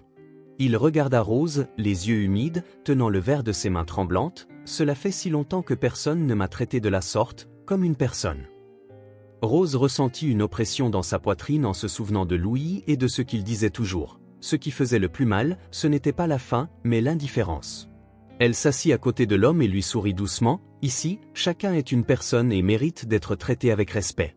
C'est ce que nous voulons faire, c'est ce que Louis nous a appris. » Ronald et Mélissa observaient cette scène avec émotion, sachant que ce n'était que le début de quelque chose de bien plus grand. La petite cantine n'était pas simplement une entreprise, mais une vocation, un lieu où la bonté se multiplierait jour après jour.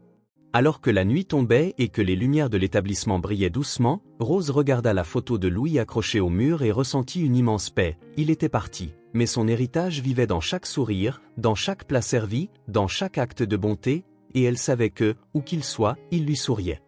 Ronald se surprit encore à penser à lui, parfois à l'ironie d'un millionnaire qui avait choisi de vivre avec rien afin de trouver quelqu'un digne de son trésor.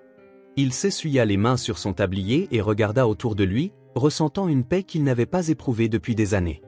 S'il était là, je suis sûr qu'il dirait « Nous avons fait du bon travail », mais j'ai l'impression qu'il se trouve dans chaque sourire que nous voyons franchir cette porte.